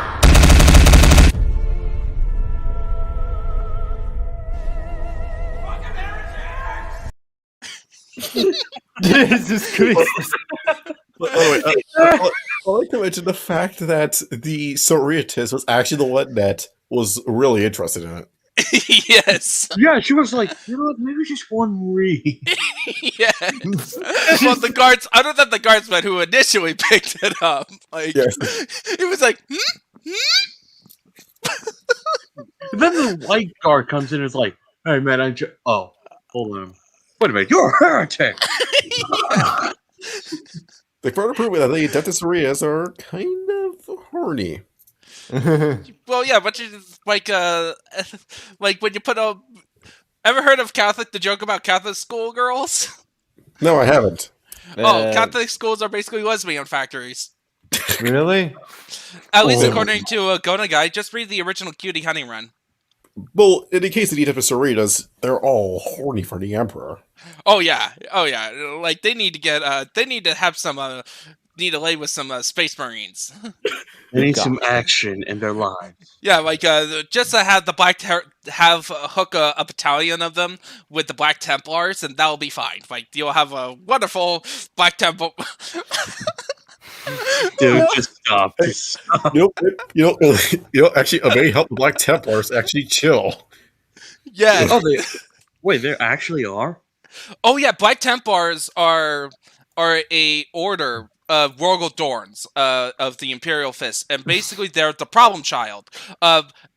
They're Wolf.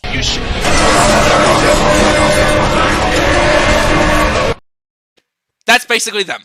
No, I thought you meant like they were like Black Templars were chill.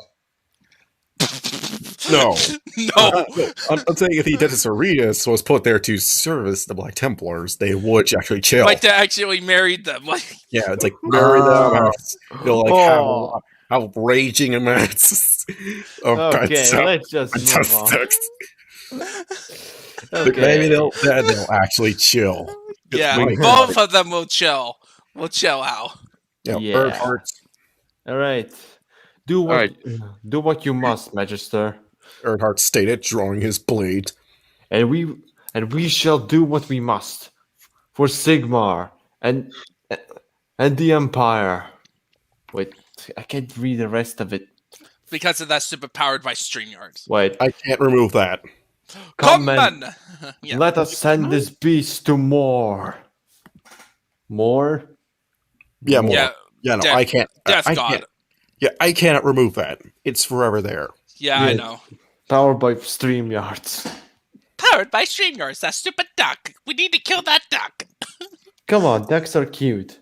Somebody got the It's a dog. Pacific duck. Anyways, Earnhardt kicked his horse, and he charged alongside the Reichsguard knights, drawing swords and aiming lances at the dragon. While the one cupcake already making a joke. I'm already making a joke with kicking a horse. Meanwhile, that one pistol leader that just keeps shooting cupcakes was doing more damage than the entire party combined. Well, but then you find out that one of the lances is actually just a pie at the end.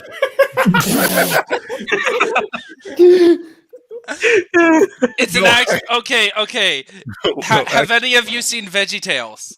No, actually, They actually have a place called... It's on a video called Duke and the Great Pie War. They have a jousting with literal lances with pies at the end. actually no. It's just a very long chicken drumstick. It's very long. All right, let's make a new faction right now. The food faction. So basically, boo. No, food. Where everyone is basically made out of food. So boo. So what? Boo from Dragon Ball. He turns people into food and candy. Yeah, but it's mostly chocolate. I meant more like various kinds of foods, like chicken, pizza, all that's meat, all that stuff. The dragon turned around and using its swings like sails, even though it was getting heavy from all the cupcakes being shot at it.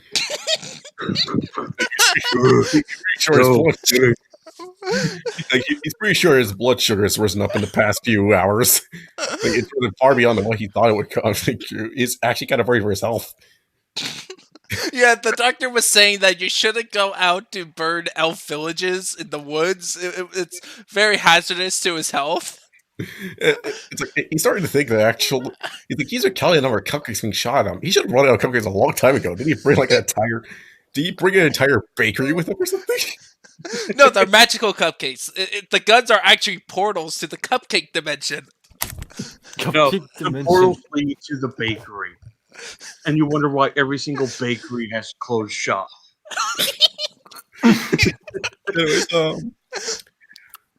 Create powerful gust of wind to knock them all back.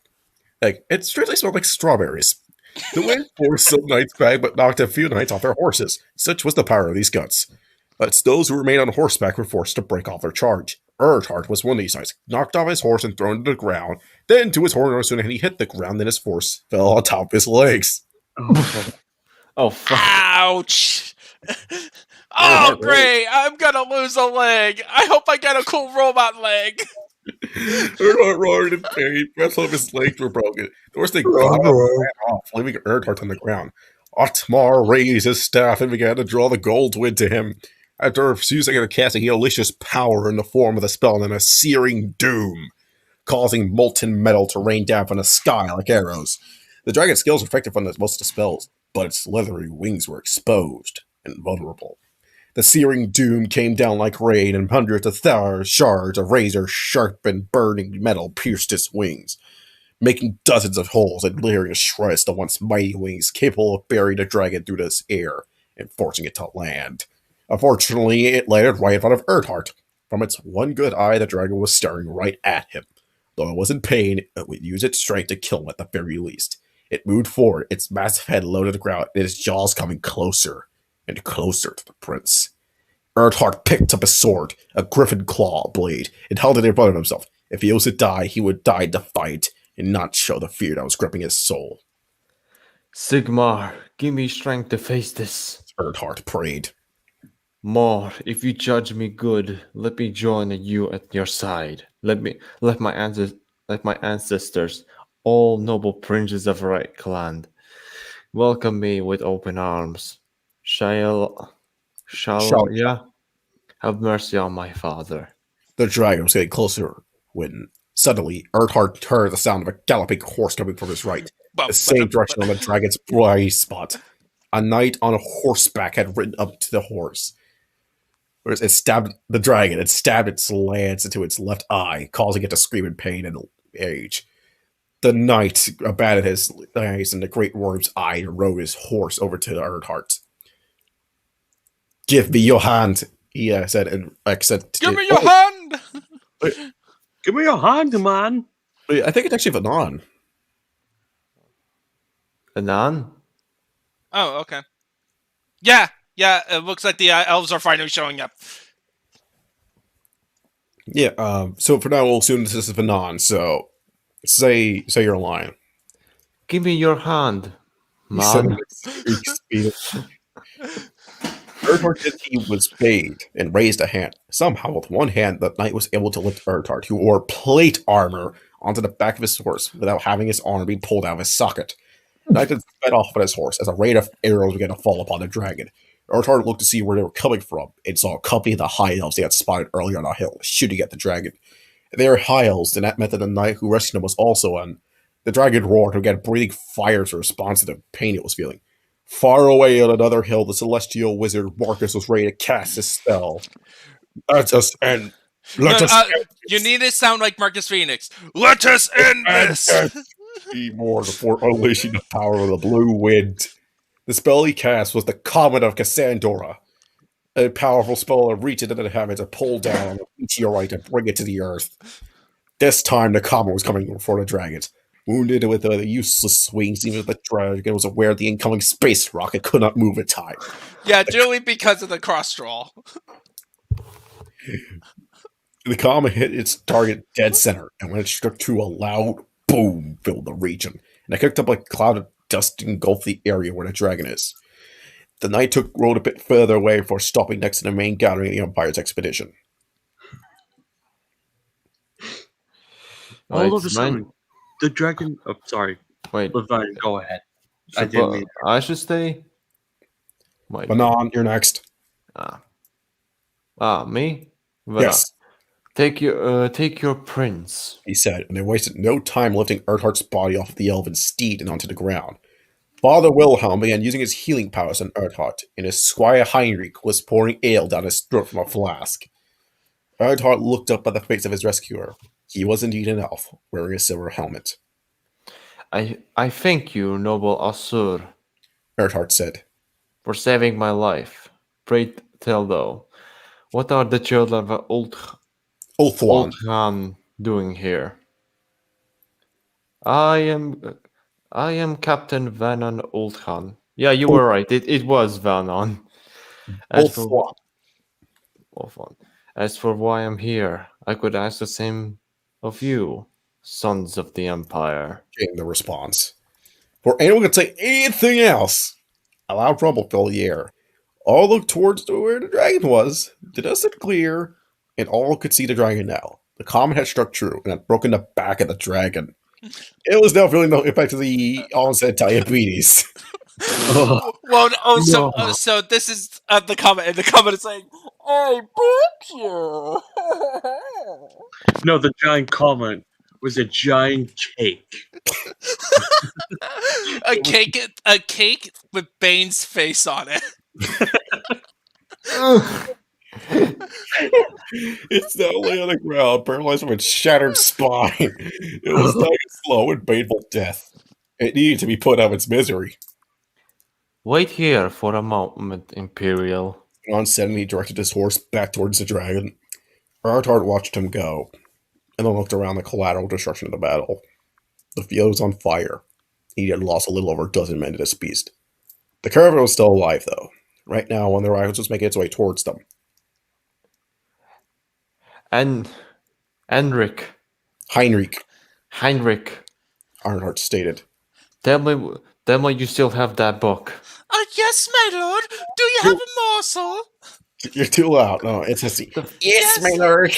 Oh no! Oh, are we going with Yes, my lord. Yes, Yes. my lord. Yes. Yes, my lord. Yes, for Heinrich, do the boy voice.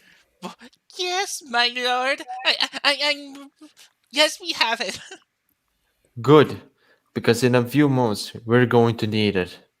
Finall rode his horse towards the dragon at a quick pace. Though it had been their enemy not too long ago, Finall did not want the creature to suffer. His path towards the dragon took him next to his soldiers and the girl they had found. The girl ran up to his horse and launched to a stream of her native tongue, pointing at both herself and at the dragon. Finall did not understand the words, but he understood the meaning. She wanted to come with him to see the dragon would destroy her village and kill her kin die with her own eyes. Finall reached down and lifted her up onto his horse. She was thankfully much lighter than that young human lord and therefore much easier to pull up. His arm was still mad at him for that stunt with the human. I love it where like the human think, oh, this guy is super strong, and then the elf later is like, I really hate that. That was why did I just use 2 arms instead of 1? What the fuck? I feel. I knew Earnhardt was right. The only reason you should do that is if you're drunk. And or before Taco Tuesday. Or no, it's Taco Fridays, specifically. Just as obesity. Anyways, he placed her in front of him and then began making his way towards the dragon once more. A minute later, they were at the dragon, who was laying perfectly still, unable to even growl at them, only a least short, distressing noises. Finall dismounted first, and since the girl had no idea how to dismount properly, lifted the girl bodily from the saddle. The pair of them then made their way to the crippled beast. The girl's stare was both fearful and hard at the same time. An iron sword was in his hand. Okay. Oh god. Wrong. What do you mean, the sword? and you would think at this moment there will be a anime accidental sexual harassment moment. where he lifted her by touching her, lifting her from her boobs. A few yards away from the dragon, Finall held up a finger, and the girl stopped moving forward. Finall continued the rest of the way towards it until he was right next to the side of its head, with its one good eye, who was now looking up at him. Finall raised his sword. It stabbed into the dragon's head between its scales, dislodged from the magical comment where its brain would be. The dragon let out one final roar, and then fell silent. Finall's sword and armor were covered in the creature's blood. There was nothing he could do about the armor for the time being, but he knelt down and laid his sword upon the grass. He looked up at the girl and saw that she was still standing. Several tears were rolling down her face, but her eyes were hard. He stood up and walked over to her, steadying his sword and taking his helmet off. When he reached her, he became very aware of the differences in height between the two of them. He stood almost 2 heads taller than her. Oh, the fuck? Uzaki-chan!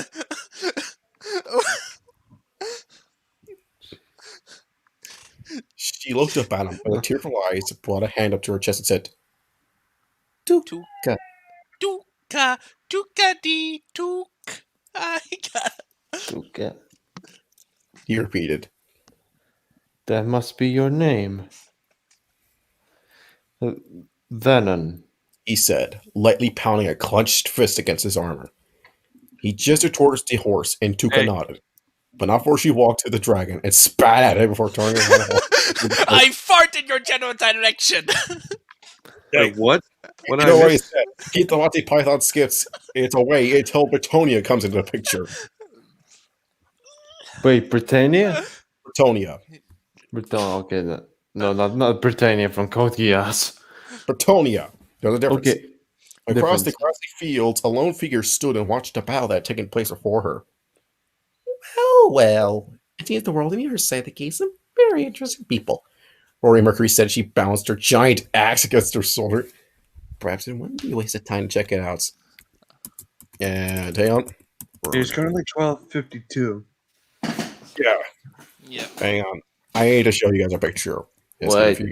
Hey, Yeah. at least we're making decent time. Like 2 hours, and we're almost 2 chapters done. Wait, is she that lolly? Wait. Yep. This is Rory Mercury. Mercury. Like Freddie Mercury?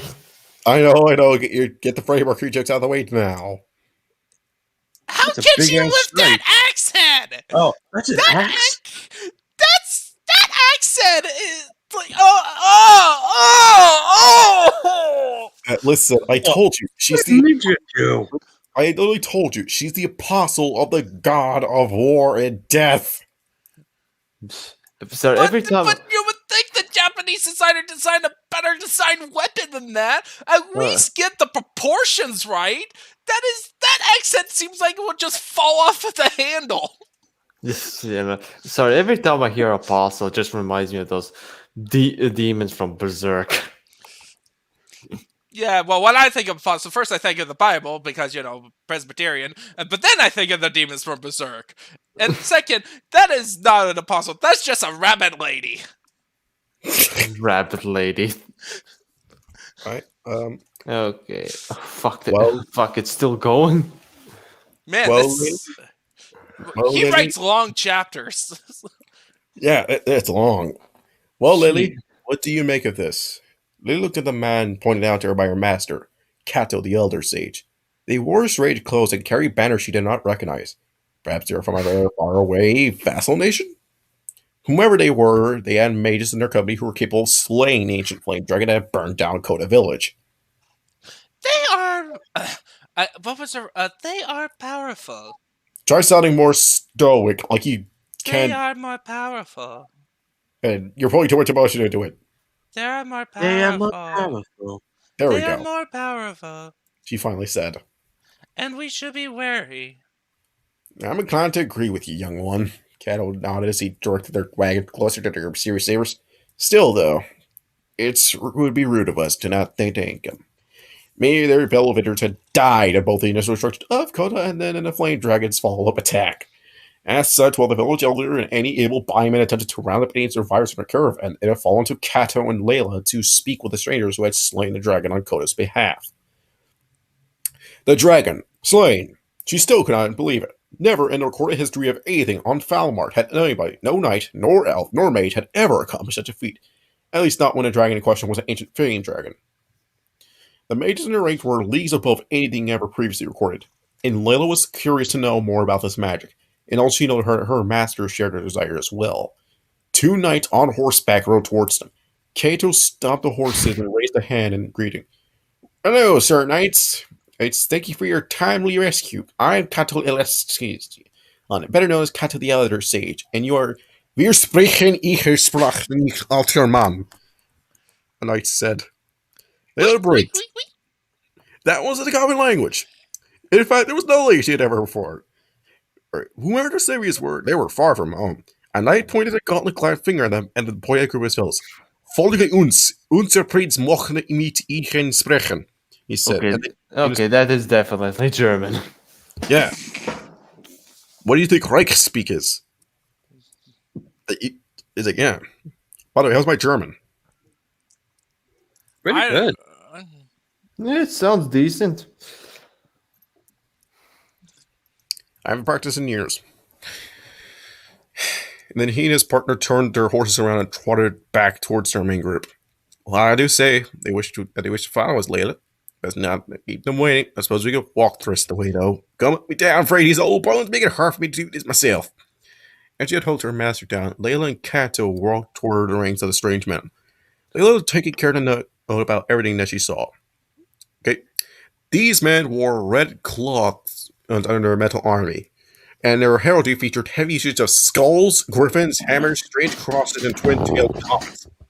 Of course it's skulls. It can't be Warhammer without one skull.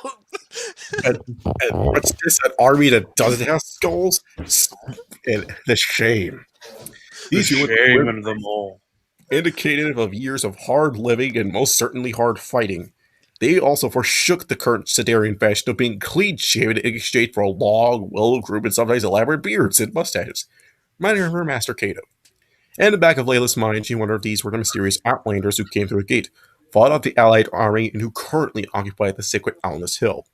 If they were powerful enough to kill a flame dragon, then they could very well be one and the same. The knights they were following had long since dismounted, and led them through the mazes of the foreign swords. Eventually, they reached the commander of these men, and his red twin.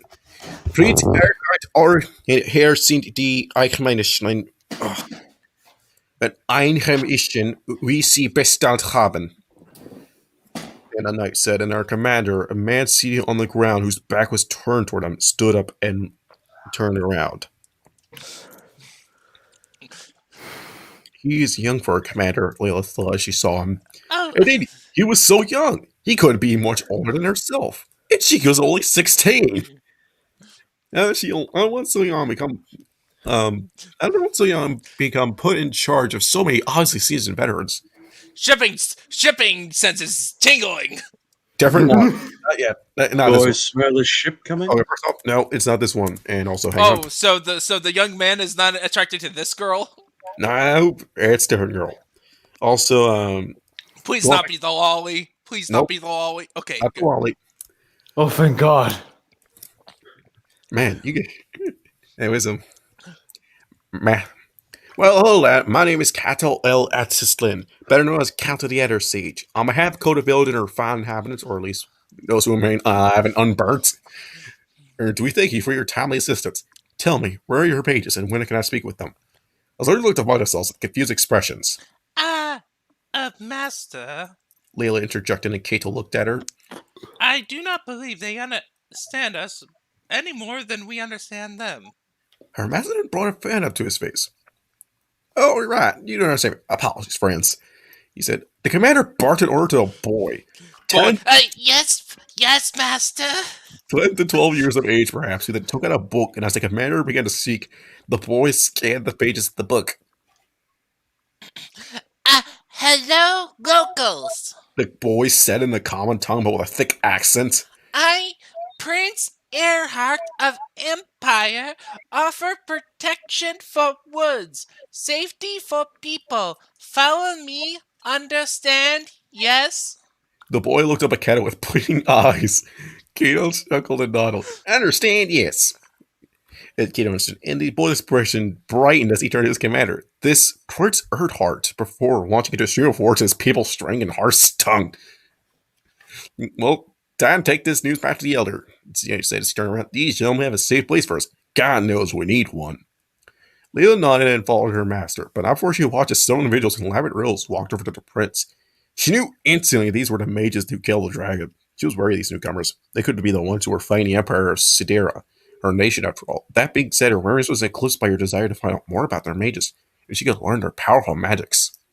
So consumed with one thought. Layla almost did not notice the elf on horseback riding past her, with another elf, a pretty young female, sitting behind him with her arms wrapped around him. Wait, no. Please don't tell me there's gonna be a love triangle. No. Good. Yeah, agreed.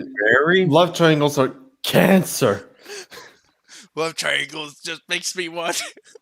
Banon, you're next. Mom, okay, finally. Wait. Well met, son of Sigmar. Banon, the elf Banon said in perfect Greek spiel as he rode up to Earnhardt. You fought well this day, eh? Not every human can claim that they survive a battle against a dragon. Though Father Wilhelm's powers had healed his leg, Earnhardt's stance was shaky, something he tried not to show in front of either his men, the locals, or the Asir who saved his life.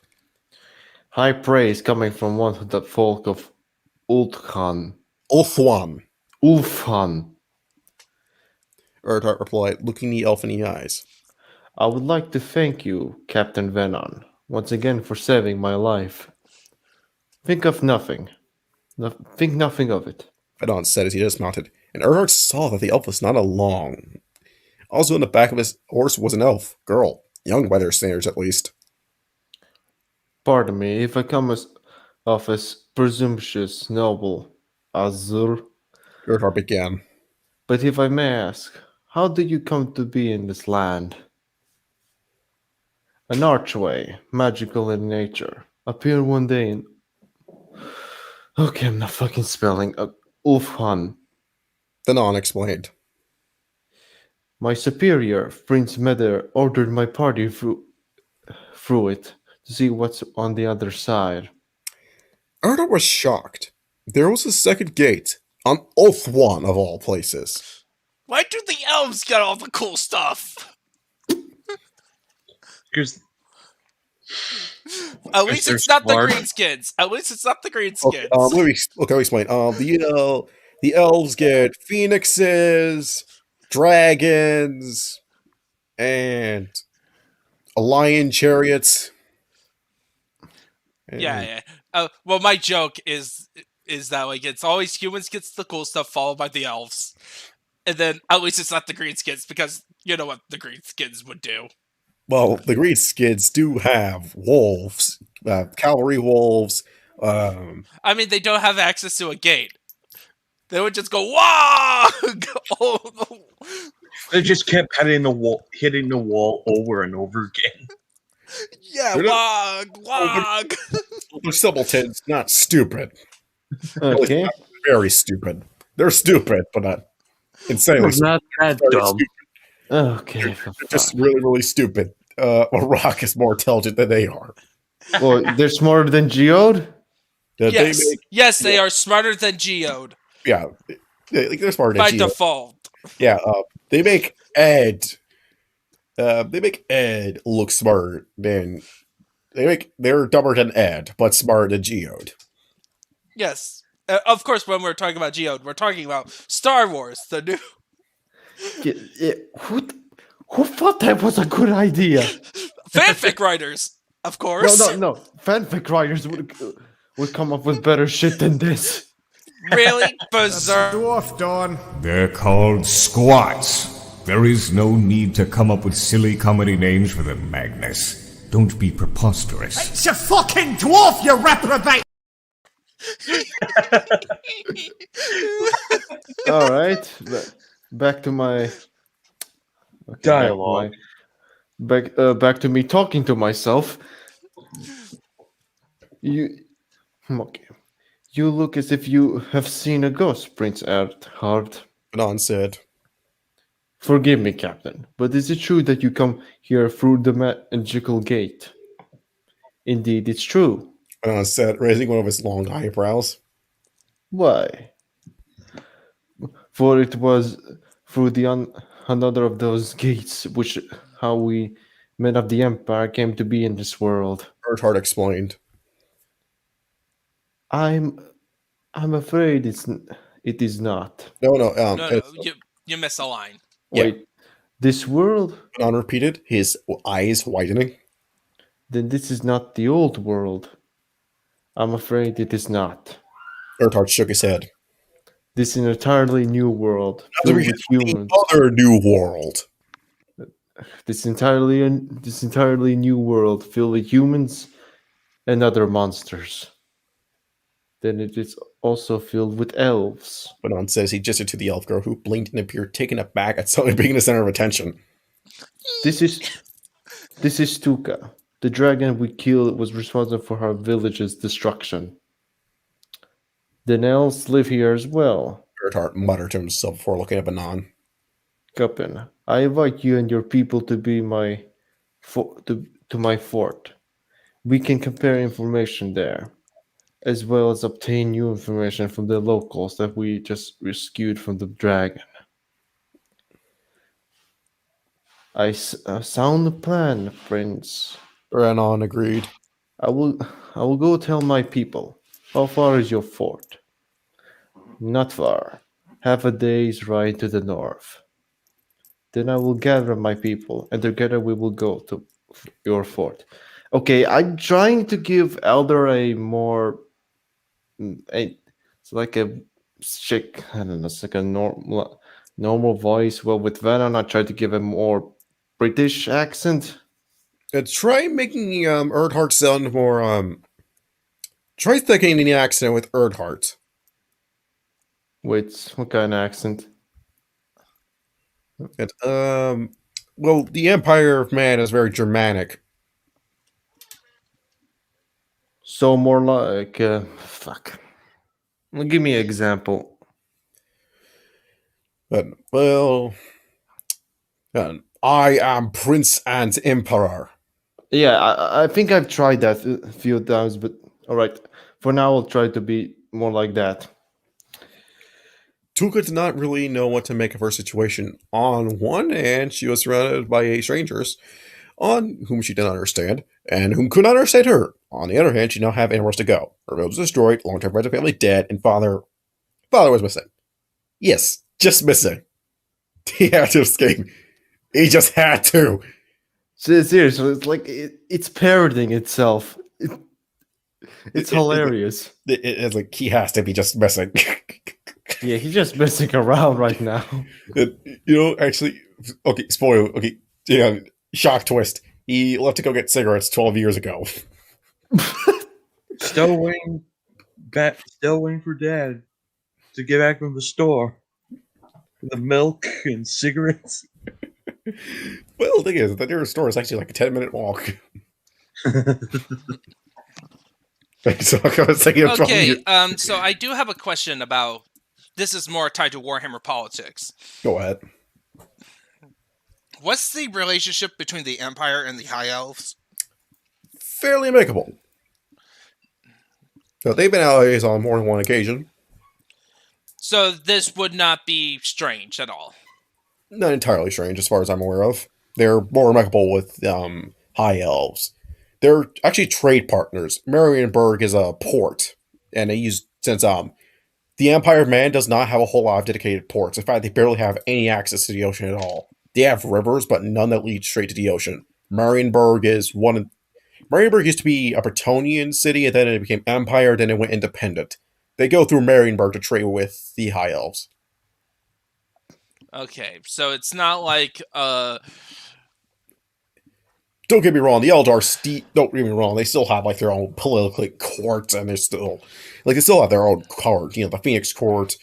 It's like there's still like some major politicking going on in Aesir and Aesir, but otherwise they're fairly amicable with the High Elves.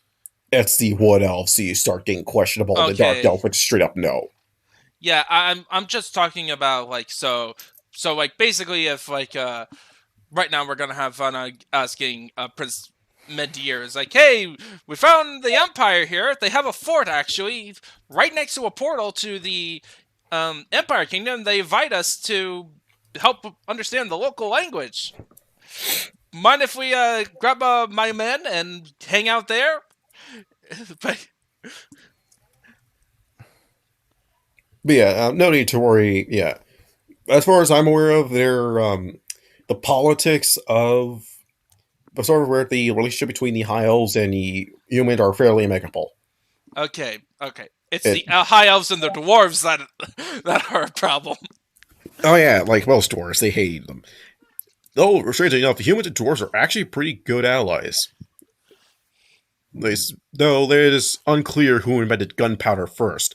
They argue that a dwarf made gunpowder, but the humans argue that a human made gunpowder.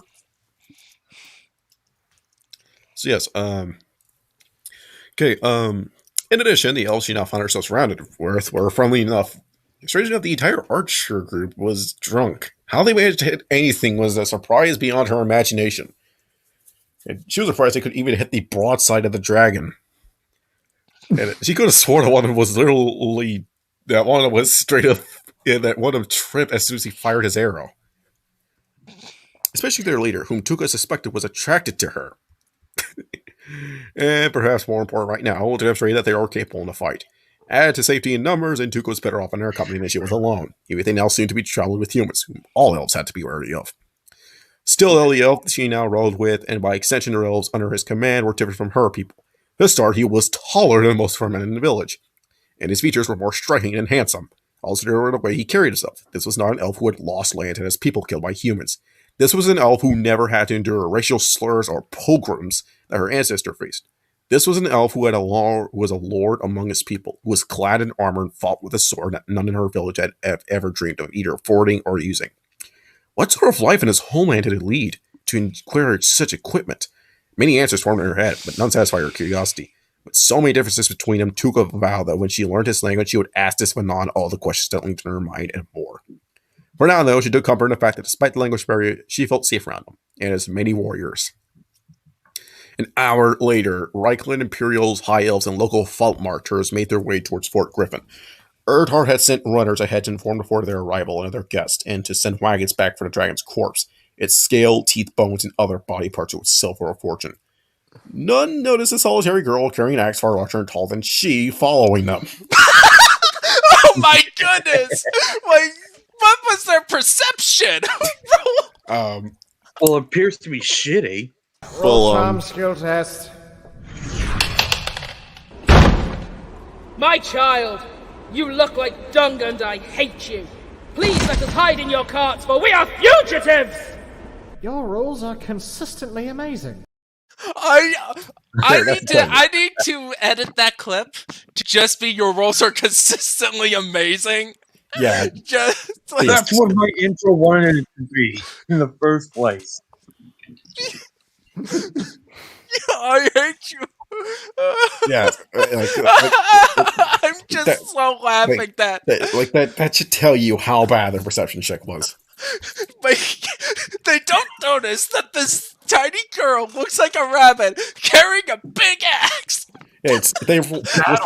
Probably like daddling around, like skipping around like a little girl. Ninja, they rolled a 100 on their perception check. They failed beyond measure.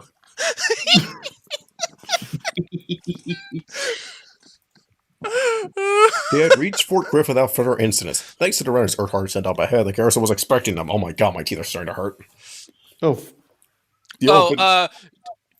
one have someone. I don't think. I'll do. Johann von Midden. Johann, my god. Johann. You mean Johann? Oh, great! Now I have the urge to voice Johann, like impersonate Johann from the Discord. But what would be a good voice for him? I don't know. Your stereotypical Hitler accent. Welcome back, man. Welcome back, Prince. I am sick of... welcome back, Prince! I am sick! General Johann von Mieten, commander of the Midland soldiers, greeted the second Earnhardt, got off his horse. Successful day, I see! Managed to make friends with the locals! And German science is the best in the world! Okay. Not quite, General. Earnhardt answered as he headed his horse off to the stable boy. Trust has yet to be obtained, I'm afraid. Though saving their lives from the dragon will now help in gaining their trust. We shall see! Johann replies he looked at the Kona refugees. What do you plan on doing with them? For now, we will house them within the fort. Then I will see about constructing housing for them outside the walls. Okay, do I sound good, Wolf? You sound good. All right. A town for your fort, then. Not even a Margrave yet, and you're already setting down roots. Only a fool does not plan for the future. Johann was about to say more when he caught sight of High Elves marching into the fort. Holy Ulrich! I never thought that the day would come where I would see elves. Meanwhile, you hear the drunk like, "Oh yes, Captain! Oh yes, we're celebrating a victory!" The question is, how do those archers even march straight? They're not, but the spearmen are right around them, are purposely around them so that they are all marching straight.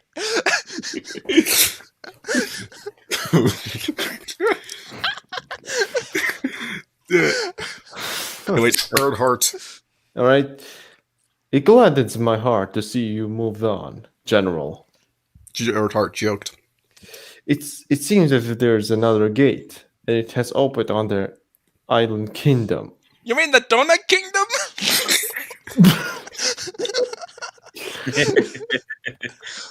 Oh, shut up, Ulrich. That's our deity. You mean Johann. You mean Johann. Their captain and I are going to speak to one another. General, I leave you in charge of the refugees. Perhaps later we can employ the able-bodied men and boys to do work around here. It shall be done, my prince. On the back of Finall's horse, Tuka looked around them for its inhabitants. More humans, not Imperials, but the outsiders, with their bushy beards, guttural language, and odd clothes. The way they stared at her as if she was some kind of extraordinary thing. Why? It It was true a few elves left their forest stones, but these humans looked at that as if they had never seen one field before. Because in the most cases, they haven't. The High Elves rarely ever leave their island to anywhere else. They pretty much are isolationist. Yeah, we prefer our donuts here. Yeah, believe it or not, the reason why the Azurai and Athelorn are there is because they're the elves that refuse to leave the old world. Like, they downright refused to leave because they refused to leave the colonies behind, so they moved into the forest. Right. For some reason, it made her feel uneasy. Subconsciously, she tightened her grip around the man she was running with. If Finall was aware of her subconscious act, he gave no indication. Instead, he stopped his horse, got off of it, and held out his hand to Tuka. She did not know why he insisted on helping her up and off his horse. After all, she'd recovered enough to do that herself. Still, though, part of her flair that he was giving her, it helped distract her from the loss of all her family and friends back in Colon. In fact, her father saw us come back from the store. That would be a good time, Dad. Yeah, done with your milk run yet? Where's my 16th birthday?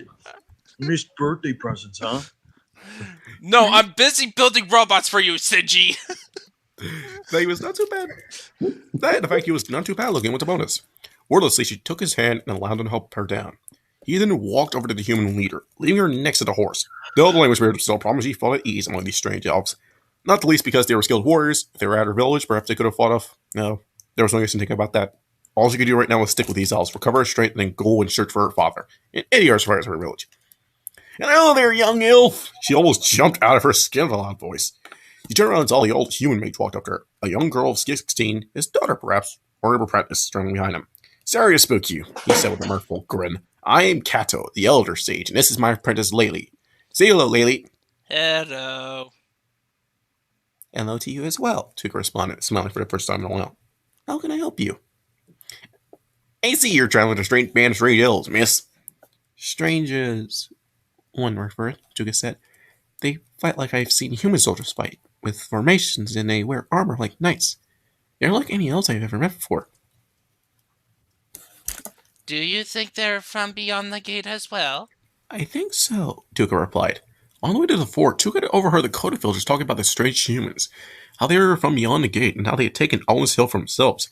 But she had seen these humans, she believed that they were from another world. That made it easier for her to believe that Alnus Hills were also not apes, and I feel like my mouth is bleeding. What, really? Yeah, I feel like my mouth is actually bleeding from all the reading I'm doing, and once this chapter's done, I'll be right back. Once this chapter's done, you're going to take care of something and see if that fixes it. Kato said, muttered, his hand stroking his beard. He bears that all of us have just become traitors to Sedera. Out around to protect these newcomers, I fear that once the Emperor finds out that we stepped off as a sanctuary, they'll kill us all. Tuka nodded, though Barber wasn't too concerned with her new unwanted status. As if the Empire actually needed a reason to hunt elves, she thought. It's never stopped them before. Having second thought, Master? Layla asked Kato, who shook his head. Hardly. Sedera wasn't going to come save us. And I've never been in, especially fond of Mole Saddle Augustus anyways. The Emperor. If the safety and security of our village means that we work with these outsiders, then I'd be glad to do it. Speaking of which, Layla, it looks like it's time to talk. Kato pointed out a man wearing robes that made Tuka suspect that he was a scribe of sorts. Was walking over to them with one of the soldiers. Kato, old sage, he said in broken comma. With me come. Speak, learn, please. Well, duty calls. Come, Kato announced. Come, Layla, you may learn something as well. What question is Kato from the other? Isn't from Warhammer? No, I think we're with the gate characters. Hang on. I'm bringing up a picture of him right now. Hold your horses. Yeah. I'm just assuming these are gate characters. Yeah. Yeah. I will inform you if I don't know all of them, but I do know that a lot of these characters. Like, here's Kato. Okay, standard wizard looking for fella. And here is his apprentice. Yeah, that's our smart name. There's Layla. Okay. So Ray with blue hair. Okay. Okay, sorry. Wait, that's okay. Ray. Not Ray from Star Wars, Ray from Evangelion. That's my joke. It's Ray from Evangelion. Why Thanks would I for- even remind people of grimaced. Star Wars? She grimaced when she saw the heads on spikes in the walls. Well, yeah. It's like, sorry, we need to keep the skull motif somehow. I just love it. It's like it's just so funny. It's like, man, this for a Warhammer fanfic. Not a lot of what I expected. That yep, here they are. Yep, there's the bones. Gold. There's of ogres, orcs, goblins, and other demi-humans. It would just be funny. Like, they travel the sea and their boat is a giant skull. I just love it. Just like we're reading at this, it's like it seems like standard like fantasy stuff, and then all of a sudden we got to this one, and I just lost it. Like, oh, they're the graphic Warhammer aesthetic with literal heads of monsters, orcs, and goblins, and other demi-humans that the Empire used as disposable shock troopers. On the way to the fort, they had passed by the raids of huge funeral pyres where the soldiers had burned thousands of dead bodies. The remains of the enemy force attempting to take back all the hill. And within the fort, Tuka could smell smoke and burning flesh. It was too similar to the remains for a village for her liking. She uttered a smiling prayer to Lunayur that she would not have to stay here long, or she will have to spend her time here, that the smell of smoke will soon pass. Earnhardt. Alright. A hostile empire rules these lands and has numerous legions of men to throw at us. Earnhardt explained as he took a seat across from Manon, motioning to a server to pour them wine. The other end. I'll be right back. I want you to read the dialogue as is. Got it? Alright. The other end of this gate that we built this fort around is located in the heart of the Reichland, my home province. Only a stone throw away from the Uberstreik. It was only by the grace of the gods that we managed to throw the invaders back through this gate before they truly had a chance to reap greater havoc on our lands. Vanna nodded. As far as we know, the native empire is unaware of the archway leading to Ulthan. That is good. From what have you told me of them, they would not hesitate to invade. Ulta already possesses the surplus of enemies. We do not need another. Then we should be grateful that they remain unaware, for the moment at least. Where did your gate open? Somewhere on Ulthan? Obviously. What do you know of the kingdoms of Ulthan Prince? Not much, I'm afraid. I once went to Lofran with my father and the family once, when I was young. But I barely remember the trip. The archway, or gate as you call it, opened in the kingdom of Nagrathe, more commonly known as the Shadowlands, at the Sunken Isles, most heavily contested territory on the Old Han. Seriously, I can't fucking pronounce that damn name for life of me. Ulthuan. Ulfian. Ulfan. Yeah, Ulfan. Ever since the Sundering, a shadow war has been fought between the shadow warriors and our traitors kin, the Druki. The Dark Elves? Earnhardt asked. For the gate open there is disturbing news. If they should take your gate, then discover our gate, then they have a backdoor to the heart of the Empire. That is unacceptable. None of this is acceptable. Anon stated. The Druki on the one end, and the hostile human empire on the other. Ulfan can ill afford being caught between two such foes. Then, it seems we share a common purpose, Captain. Both our homelands are threatened by one another enemies, and we must both see to that none of our enemies can breach the gates. So, you propose a military alliance, then? I do. We must secure both gates as well as prevent the native empire from threatening us. I'm afraid that such matters are above my rank, Prince. I'm merely a knight, and I must report back to my own prince. I will bring him your offer, though he can be touch arrogant. Prince Madr is no fool. He will see the wisdom of an alliance between Ulfan and the Empire of Man, and convince the Phoenix King to devote their troops to such an enterprise. Star Trek Enterprise. Fuck, Jesus. I'm grateful. I'm comment on the Phoenix King part. I'm grateful for your assistance, cooperation, then, Captain Vannon. Earnhardt nodded. In the meantime, I will petition my father, the Emperor, for more soldiers, and following that, funds with which to hire. Failing that. Failing that, funds with which to hire sales words. Swords. Sell swords. Basically mercenaries. So, why not just call them mercenaries? Because sell swords were more of a common term back then. Okay. I never knew that. Well, it's quite literal. They sell you their sword. Yeah. It makes perfect sense. Mm-hmm. If and when you return, you will not find us to have been idle. To our common cause, then. Venon said, raising his cup. To our common cause. To our former common cause. Sorry. Okay, I misspelled, okay? Okay, Earnhardt replied, Elf and man then touched their cups together and drank. And both died. Yeah, it turns out it was all a Druki plot. Ha ha! We wish to destroy you, uproot you. Yeah, dead. This guy's dead.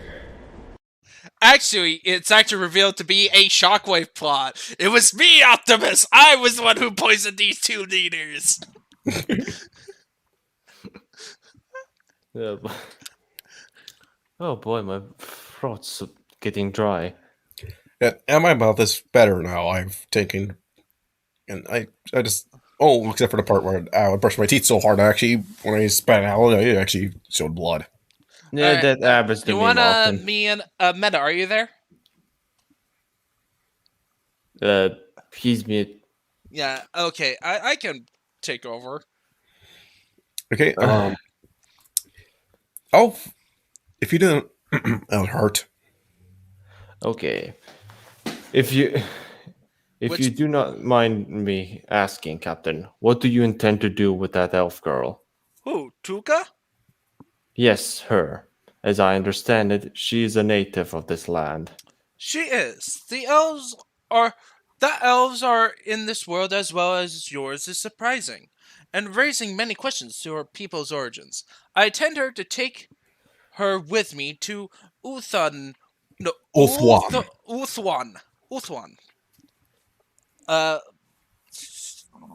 Hold on. I lost track. Uthwan, so that wiser elves than I can find a way to discover how this came to be. Interesting. First men dwell in this world, then elves. Do you suspect that the other races live here? Greenskins, perhaps? Or the Dwarven? Dawi. If there would be one race I would not be surprised to see live here, it would be the greenskin barbarians. As for the Dali, I'd rather not think about that. Fair enough, Captain. Fair enough. Italica! I just love it. It's like, greenskins, most likely. Italica. What's that? It's no, it's not the capital. It's actually nearby. Yeah, it's a nearby town. Yeah, it's fairly big. Oh, so we're all gonna be speaking of town. Italian. No. King Durin of Elb was not a happy man. He had not been happy since before the Allied army was broken down and set there to die by Emperor Bolt's Soul Augustus. Though they had lost only a third of their men, only a handful of the leaders of the army had survived the meat grinder that were the defenses that the Outlanders had set up. There was a lot of skulls, surprisingly. Like, they really focused on the skulls. There's... Like, they had a For tower. some reason, they just, like... They have it seems like their heads kept on being lopped off, which is weird because normally you would do the stabbing motion, but they really focused on decapitating. There was a tower made out of skulls, and it somehow still stands, even with all the men on top of it wearing full plate armor. The blood of many kings and princes had soaked the ground on the sacred hill where the fighting was done, made them good friends of his. Death on the battlefield was one thing, but then there was the outlander madman with the ridiculous feathered hat who rode through the Allied Army's camp at night, set tents, men, and supplies on fire, and lopped off the heads of the commanders and stole them for stealing into the night. Like a bandit up on the Outlander's walls during the recognized more than one familiar head, stabbed onto a pike. Man, they really like decapitation. Decapitation! I just love it now when it's like, this like typical fantasy leader is like, what on earth is with these people? These barbarians? It's like, yes, this is Warhammer, where as opposed to like we see with the Warhammer nations, like everything seems like standard fantasy stuff, and then we see it the other way, it's like, these guys are weird. Even with the death of so many brave nobles, the army should not have dissolved the way it did. The chain of command broke down and order imploded. Entire companies of men turned on their officers and then deserted. Fragmented as they were, Durin and other commanders took their men and led Alnus before the enemy took their chance to counterattack and take advantage of the fragmented state of the Allied army. Fleeing the incoming carnage, Durin and his surviving men, 10,000 Elvins and another 3,000 from the scattered alliance kingdoms, went to Italica to lick their wounds. Guested a newly titled Countess Finall, a young girl thrust into a leadership role for long before she was prepared for the task. Countess, yeah, I give you. So I got a question: Is this following the same plot line as Gate? Some of this is, others not. Because I don't think the battle for Alnus Hill was 4 weeks of unabated attrition. It was a slaughter. It's like a modern military going against fantasy army. I want you to figure out what happens when you have artillery, mines, machine guns, assault rifles, and whatnot. Yeah. And tanks. Don't forget about the tanks. Actually, they had helicopters, but I don't think they had tanks. Well, helicopters, either way, like that army is... The helicopters alone, with modern firepower. Yeah, but I do think they brought in tanks.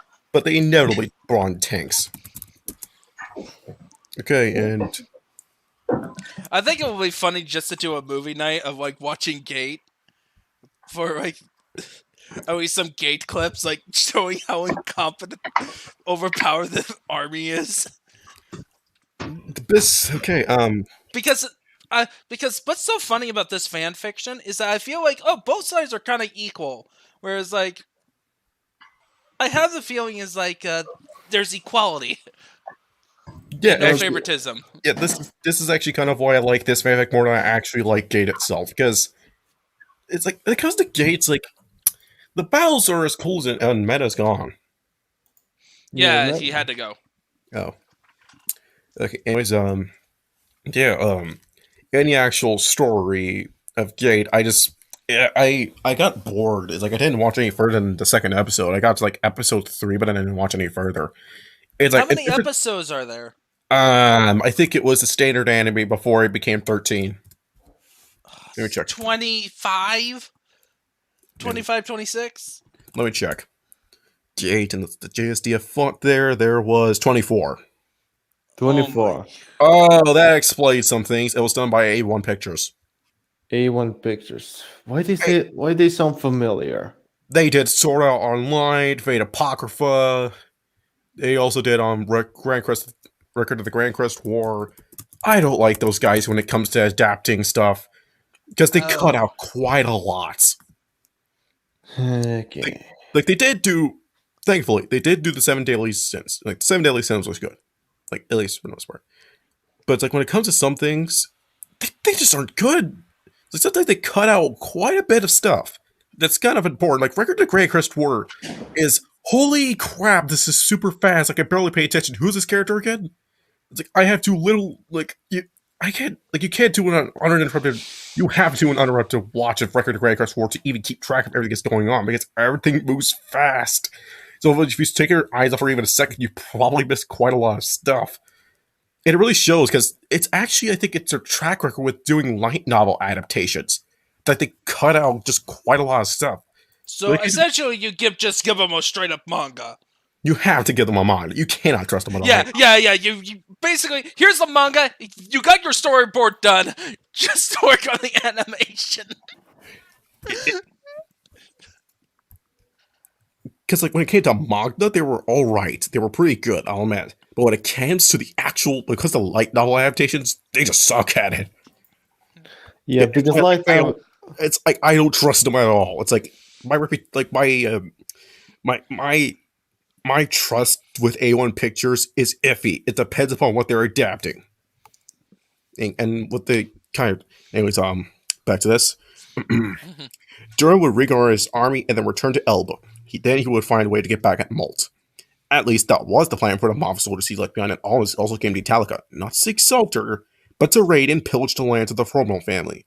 This bandit army outnumbered his force and the Italica city guard 3 times over. Soon they would surround the city and cut off all chance of escape.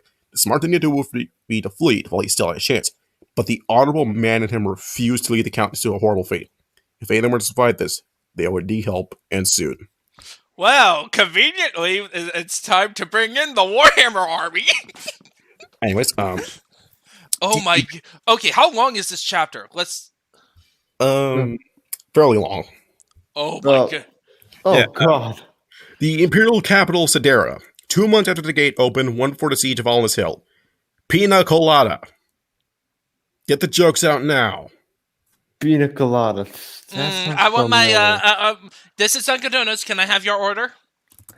Yeah, what would you like?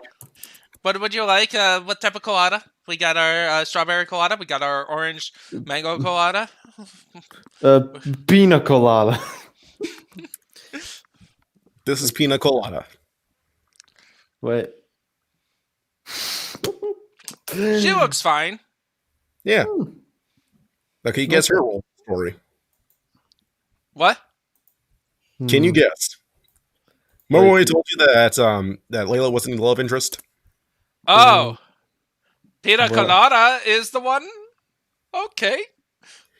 Pina Colada, only daughter of the Emperor Sol Augustus, watches Remus Fla Lucius, general of the Gate Expeditionary Force, knelt in front of her father, his eyes on the floor, all the while trying to fill up the stump where his left hand used to be. Currently, the former distinguished general is attempting to explain his failures, being defeated in battle, being driven back through the gate, and subsequently lost using Alness Hill to the outsiders. My emperor! He began selling and looking like a whipped dog. Oh, well, at first, we took a handful of towns and claimed many slaves. Survivors of our victories fled into the woods, and I dispatched men to retrieve them. When they did not return, I dispatched a larger force to the woods. Only a handful survived, and when they returned to the main force, they told us of the monsters that dwell in these forests, huge beasts that walk like men and fight with the ferocity of a raging bull. It took 4 men to take down one of those beasts. Do you expect us to believe that Trade Legionaries could not put down a few mongrel subhumans? Prince Zorzal sneered from the Emperor's right hand. Or are you merely spinning yards to cover for your embarrassment? Pina eternally bristled. While he was skilled general and soldier, Zorzal had always been a cruel man, and every time he opened his mouth was to belittle someone else, and he did not brutalize one of his slaves, which would be considered a wasted day.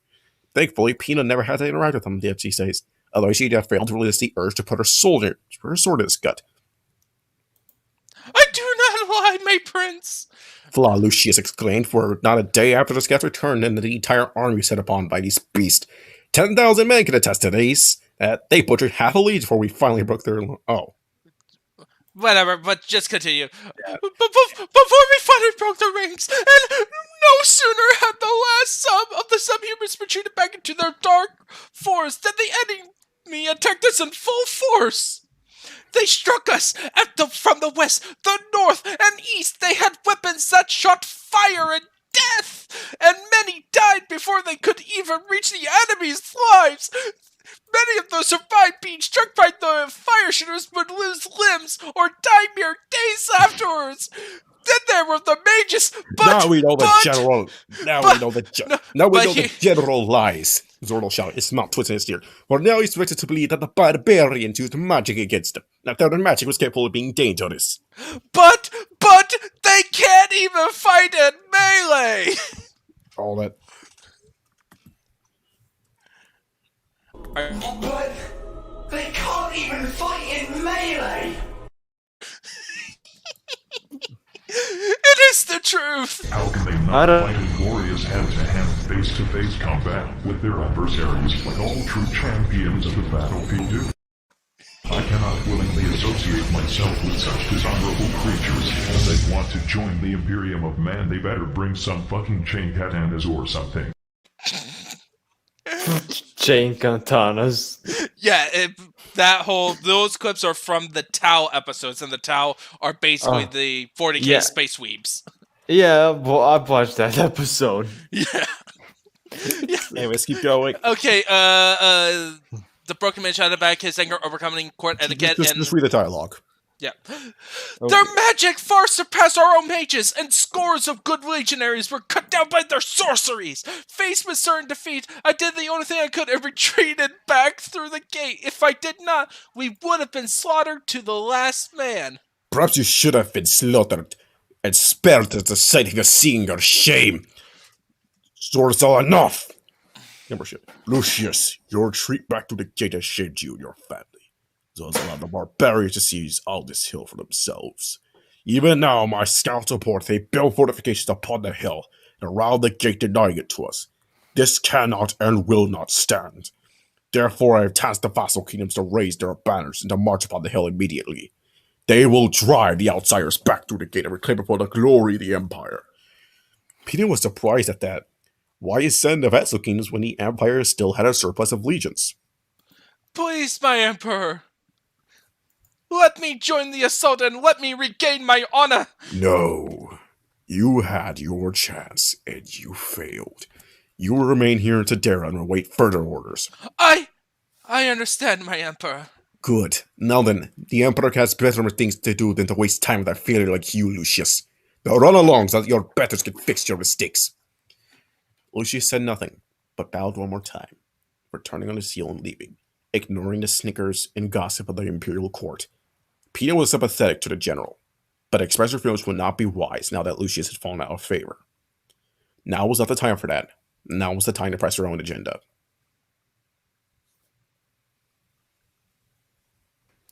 Okay. Who wishes to voice Pina? Okay, who? We don't have Pina? mana. It's a girl. Okay, I'll try my Alright, best. Alright, which one is it? Wait. I was speaking. Is that one?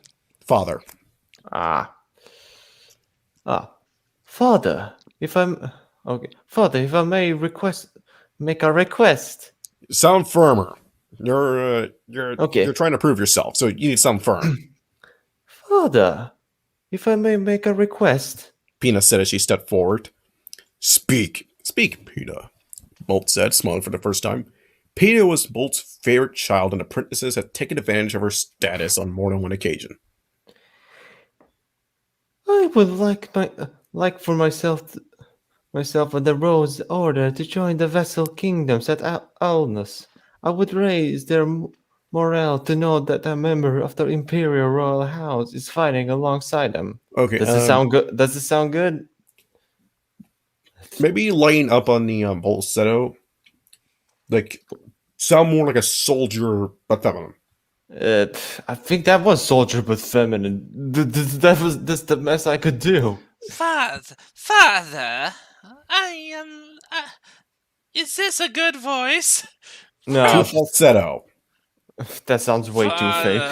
Yeah, I can't. Yeah, I'll try. Father, if I make a request. Father, if you'd like to make a request. Yes. Try more like this. You need to sound firm. You need to sound collected, and you need to sound like you know what you're about to say next. Right. There you go. Still trying to play at being soldier, Pina. Leave it to the men, dear sister. Focus on more womanly pursuits, better suited for whatever your station. I was speaking to our father, the Emperor. Pina said, not even sparing Zorzal a glance. For he has the final word in the Empire, not you, brother. You watch your tone, silent Zorzal. The Crown Prince immediately complied, bowing his head and taking a step back behind the throne. But his eyes were glaring at Pina. Daughter, this campaign is beneath you. It would be a shame for the Rose Order's first battle to be such an insignificant melee. Instead, I have another task for you. Cleos Palbrutus has returned from his subjugation campaign in the north, and such a victory deserves a triumph. The Rose Guard has been given the task of serving the Imperial's honor. Pina only paid half attention to half what her father was saying. It was the same excuse as always, just once she would like to hear him say what he really meant. That she and the Rose Order were all silly highborn girls playing at being soldier and would be foolish to send them into battle, where they would all certainly die. She and all members of her order were trained soldiers, the equal to, in some cases, better than any man, but none would let them prove their worth in battle. Instead, it was merely one ceremonial role after the other, with the occasional foray into the countryside to remind the people of the Emperor's might. Day and night, Pina prayed for a chance to prove her mettle. What good were her skills if she could not use them? She had hoped that the battle to retake Alnus Hill would be the chance she desired. Would ever help be dashed once more. She was used to disappointment, though. That's what she said. Yes, we actually have been having fun. This is a really good fic. Oh yeah, we've been having fun. We have drunken elves, archers. We have spearmen who are part of a union. Like those are our two biggest jokes. Tons of TTS references. So we have Tuka's father just went to the cigarette store 12 years ago. Still has yet to come back. So on his milk run. Yeah. So it did not sting as bad as the first time she was refused. Still, from Lucia's supports on the other world, there's a surplus of land to conquer and many foes to defeat. She would get her chance sooner, rather than later. Karaz a crack. Karazik. No, sorry. Karaz a crack. Oh, dwarves! Yes! 1 month after the skirmish against the Flame Dragon, Karaz a Karak, Everpeak, the capital of reminded of the Dwarven people, remained of the Dwarven people, and the seat of power of its High King. It was here within this hole that a lone dwarf, clad in armor finer than any manling could help to produce, made its way through the halls of the High King's residence, summoning to receive orders. Stay to your business! Jesus, you didn't let me finish. He finally came to a large door guarded by 2 dwarfs in plate armor, wielding huge axes and hammers. Stay to your business! One said sharply. Okay, let me. I'm here to see the High King, came the response. He has summoned me for a task, and I must see it through. The dwarf nodded, and the Caravan's well guard is slowly slung open. Yes, it's Grudge Bearer! Anyways, my king, may I present Thane Kraken, son of Krogan of Clan Magni. Krogan? Like in the alien species from Mass Effect? Ignore it. Yeah. It's you, Dragon. You're Kragan. My king. King Kragan declared as he bowed before Thorogrim Grudgebearer, High King of the Dowie, dwarf to the younger races. By your command, I have come. Okay, I want to do Thorgrim. Oh, then go ahead, Grudgebearer. Rise, Dragon! Thorgrim said in his deep, booming voice. We have much to discuss. As you wish, my king. Thorgrim was seated upon the throne of power, and he regarded Kragan sternly. Tell me, Kragan, what do you know of the gate that opened in the lands of the Empire? That it's a thing of magic, therefore dangerous. Krigan replied. The Emperor Umgi should have destroyed it months ago. I am glad they did not. My king? Collect Asgaras lay close to where the gate opened. The Dawi of that hold have reported marvelous things to me. A whole new world lays beyond through the gate, one filled with manlings true. But a host of other races, including elves. I heard as well that elves made their home on the other side of that thing. Still, though, if I may be blunt, my king, you did not call me here to speak on the demand. On the damned LG. Gee. LG. You are... sorry. You are correct, Kragan.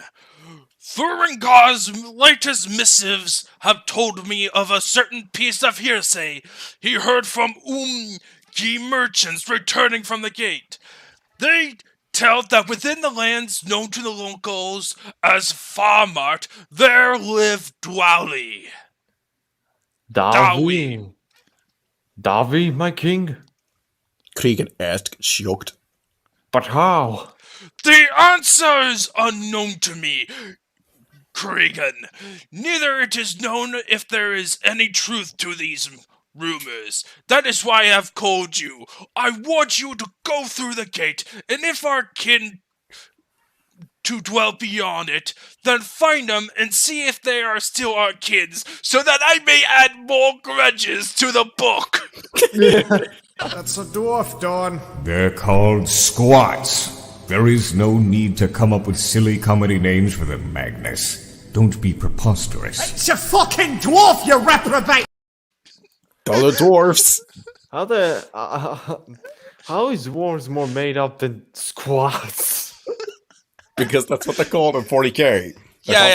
That's the joke, and the whole that's the joke is that the people in 40k think that they're called squats. But they don't read fantasy or anything. Like, it's heresy. Apparently Harry Potter's still there. Yes. Oh, yeah. But that's in the Black Library. Anyways. Okay. Krigan nodded. As you command, my king, though I do not look forward to traveling through the thing of magic. If it serves to help the Davi, then I will pass through the damned gate 100 times and more. It pleases me to see you willing. Take a throne with you. All reports confirm that the land of Falmat is dangerous and controlled by a hostile empire named Sadaria. Sadara. Where is it? Scroll up, Wolf. Scroll way too much. I can't see. Expect battle. Expect battle. Okay.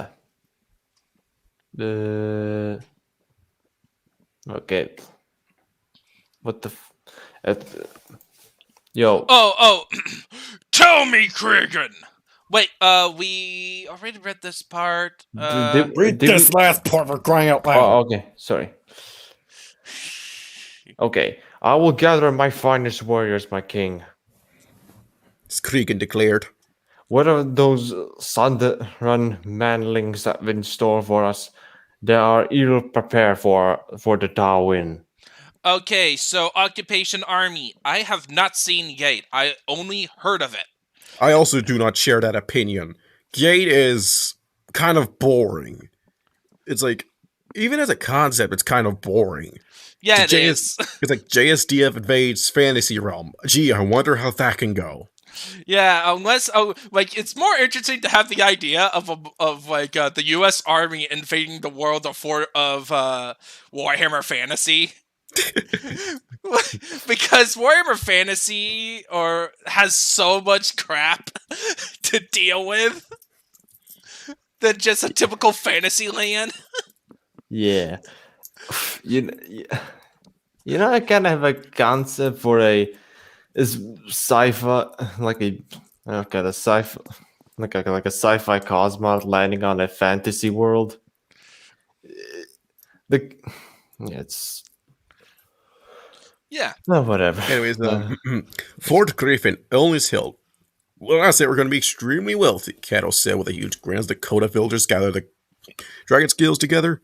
No sooner, and hang on, I gotta freaking let me check. Okay, no sooner the Dakota villagers settled in and around Fort Griffin than Layla had come across piles of dead dragons, war beasts used by the Allied army strewn all across the hill. Oh my goodness! Like man, they must have had to make a whole pathway, a road with the amount of corpses that surround it, like, to just open the way so that they could charge down the hill against the dragon. Shocked Layla that their new overlord was merely just leaving gold to rot. The Prince Earnhardt had told them that they were the heinous people were more concerned disposing of the dead body humans lest they stand up again. Layla thought he was joking. The serial killer he had given her said otherwise. Yeah, look, we deal with undead, okay? Where we live, undead is a thing, and we don't like them. In the weeks following their arrival to all the Dakota villagers that settled around Fort Griffin, Layla and her master had spent many hours with the prince and his scribes, learning each other's languages. Earnhardt and many of his officers could now carry on a conversation with her while she was almost completely illiterate in Riksspiel. Their master was pleased with her process, calling her, not for the first time, his little genius. As of now, Layla and Cato had carved out for themselves a spot on Earnhardt's castle as experts of the new realm they had come to. With funds and materials provided by Prince Earnhardt, a small town was in the process of springing up around the fort. Already, refugees fleeing the increase in bandit activities, travelers seeking fortunes, and unsavory individuals linked to daring law were arriving from all over Falmart and coming to the fort. Everyone who wished to settle in was now the Almas March was given one choice: swear fealty to the Empire of Man, or be turned away. But that seems reasonable. Like, this is like, So basically, Eldrick is playing a 4X game of building one city. He's playing a city builder. They view it to turn away outright. The Imperials did not want what they viewed as mutants within their midst, even if they were willing to swear fealty. Such racism was common in Zadera. It seemed it was common on the other side of the gate as well. No cat people. Apparently. No cat people. Go away. Layla also learned more about the prince's country, and what she learned had both intrigued and unsettled her. They made use of weapons that shot fire, gunpowder, their word for it, from the smallest pistol to the mightiest of cannons, and of course a frickin' lock, and of course a hellstorm. You'd think that the magical elements would balance out the JSDF weapons, but they get steamrolled. There's also no reason special forces from the US should be so incompetent. Wait, what? I didn't get past episode 3. I had no idea that the US would be sending in the CIA already. The CIA? Well, that's their spy agency. Oh, right. Well, yeah, but they still get a train that's equipped that's comparable to special forces. Yeah. Spies. Bloody useless. Who would use spies? When we got hackers instead. Bitcoin hackers. Yeah, they need to put us yes. Yeah. Then there were and they maintained relations with mighty nations of Demi. Right. Their style of government was strange to her, electing an emperor. How strange. Yes, they elect emperors. You don't inherit the title, you are elected it. Yes. You're basically a president. And they still maintain relationship with mighty nations of demi-humans. So so basically, but hey, so they don't have a policy of like, hey, we can't accept you, but here's another nation of demi-humans who will love you guys. There's this place in the Empire called the Moot, and it's essentially full of halflings. So the Shire. Yeah, and surprisingly, the Moot is actually one of the chillest places out in the Empire. But they're talking about the Empire's hatred towards magic. There are the things that settle their attitude towards magic. In the Sedaran Empire, few mages received the respect that Layla thought they deserved. Her master Cato was one of the few, but for the most part, mages were seen as eccentrics and useless in battle. Not so in the Empire of Men. Their mages and magic were feared, and up until a few hundred years ago, they killed mages on sight until Emperor Nate Magnus legalized magic. Even still, mages were kept on a short leash.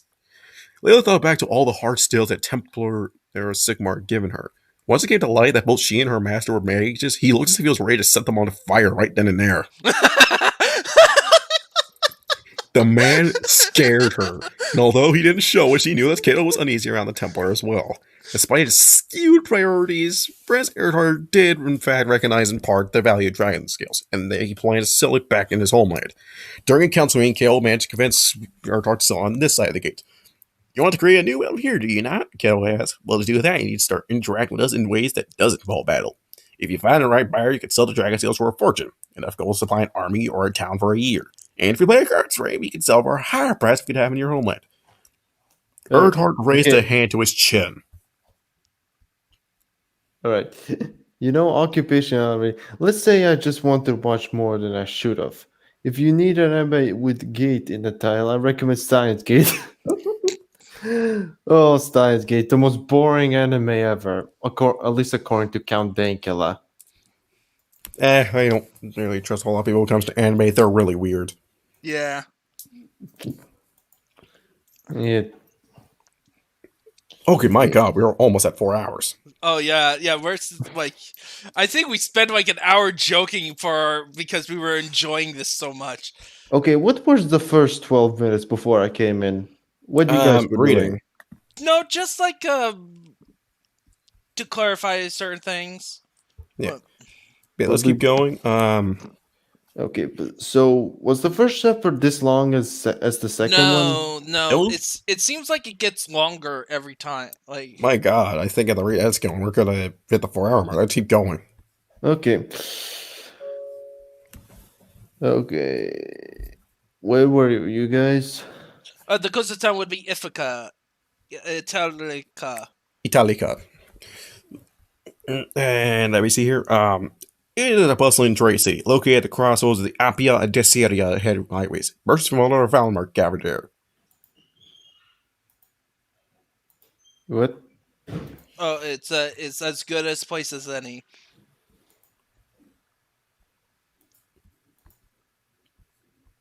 Earnhardt. Okay. Earnhardt. Yeah, it's a conversation.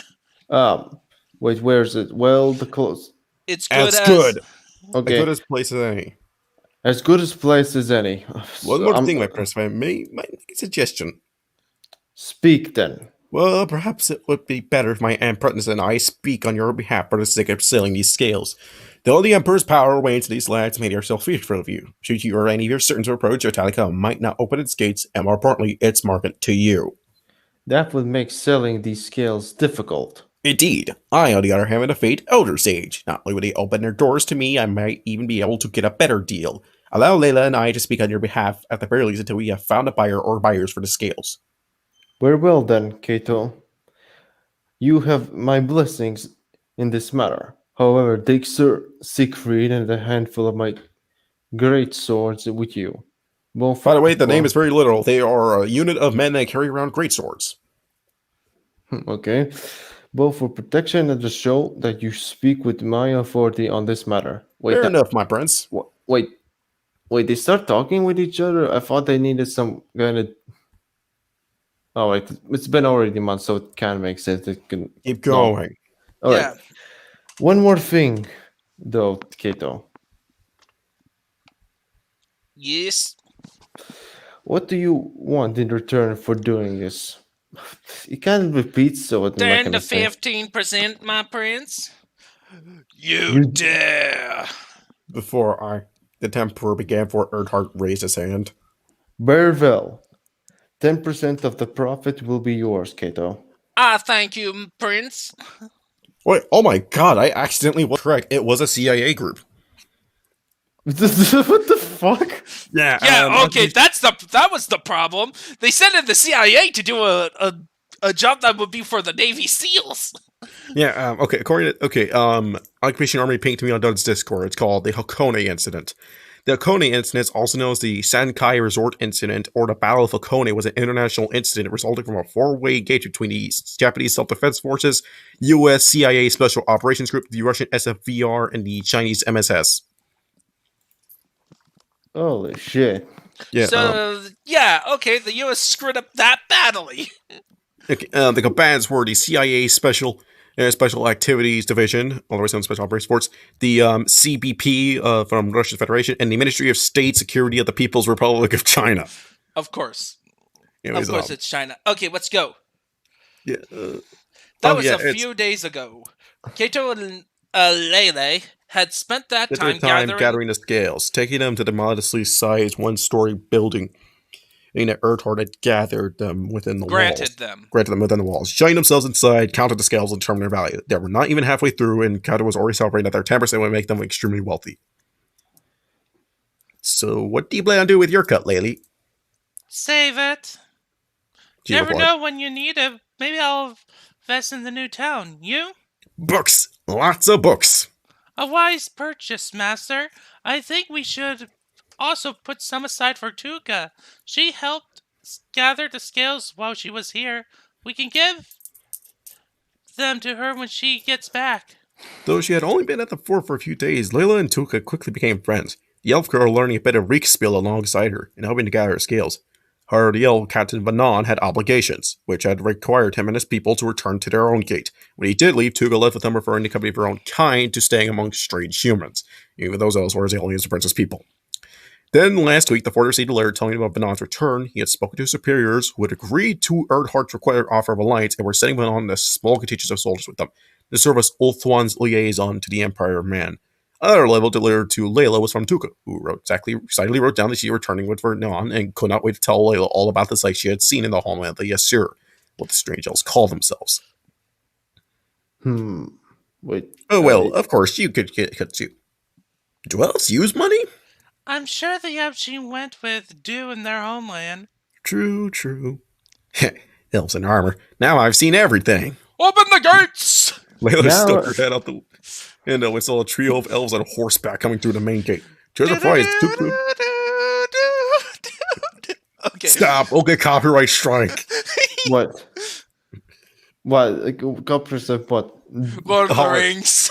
Like I was playing the Rohirrim theme.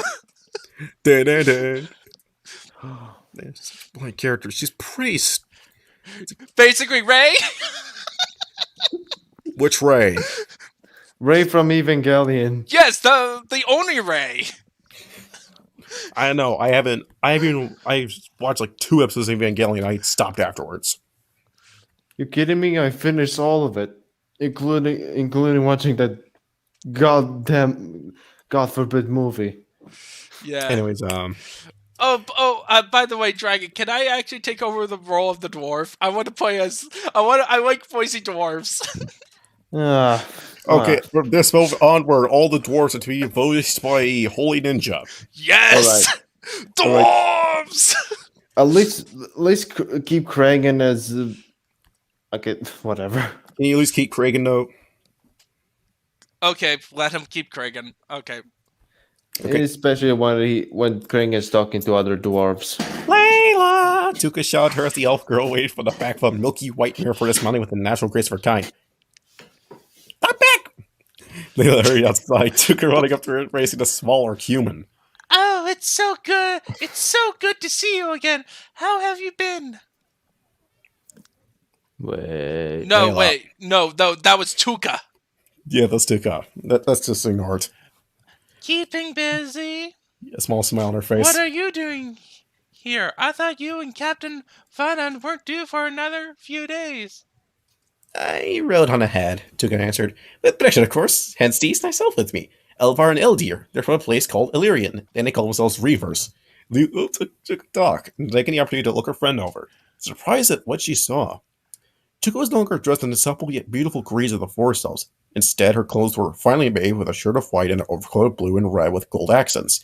While her pants were of quality leather and her boots looked as if they cost as much as the rest of her clothes combined. Yeah, I think that's the colors of Calidor. Yeah, I'm pretty sure that yeah, clearly she got Vanna got her some nice dreads. Yeah, okay, this is the sigil of Calidor.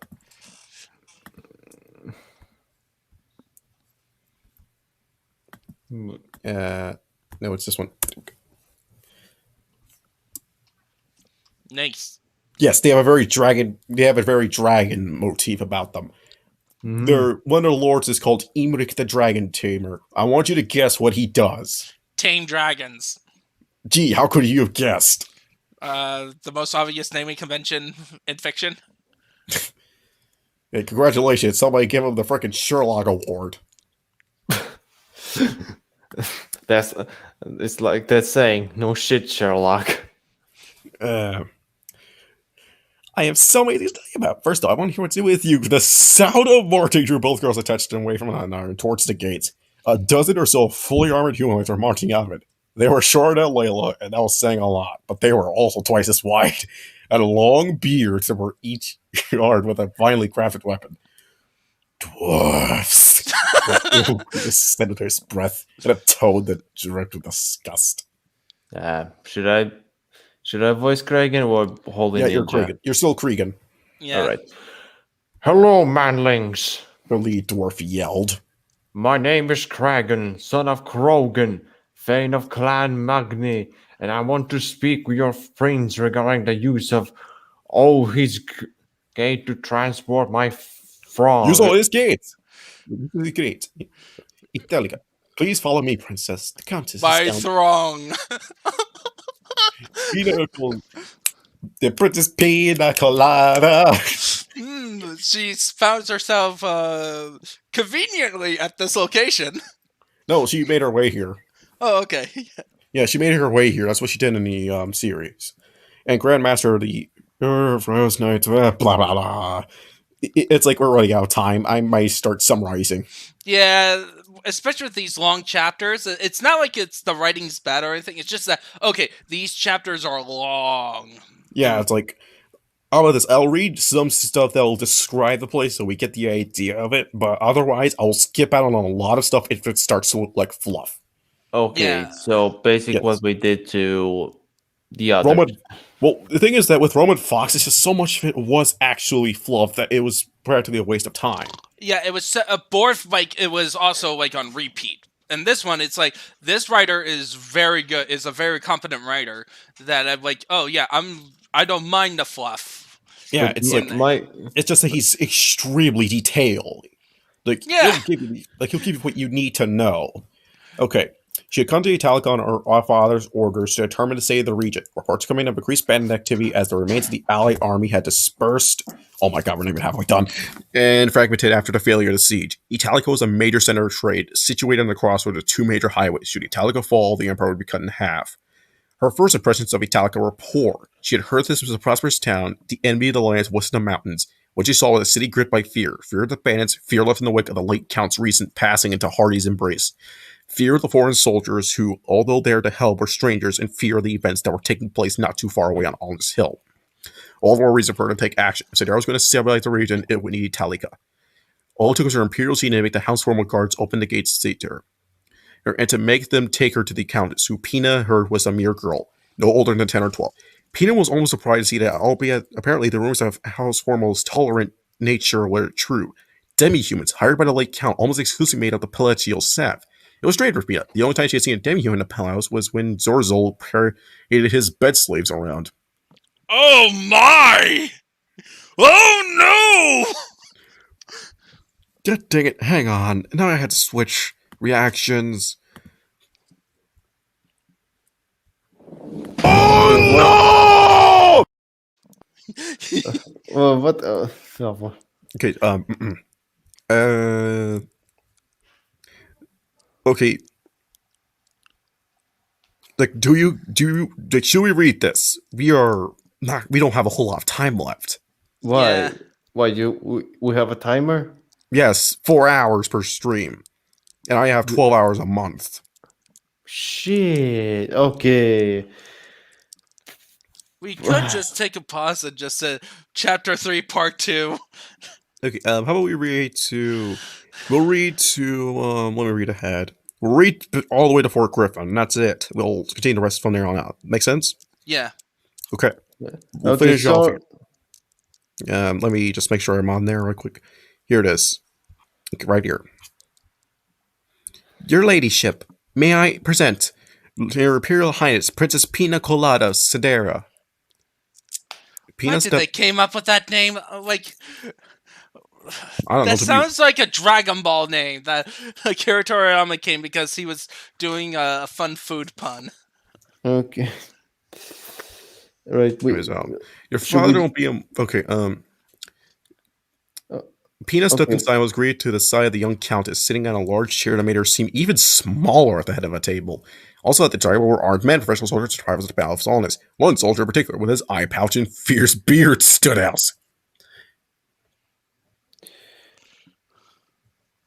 Countess, thank you for welcoming me and my knights into your city, Pina said.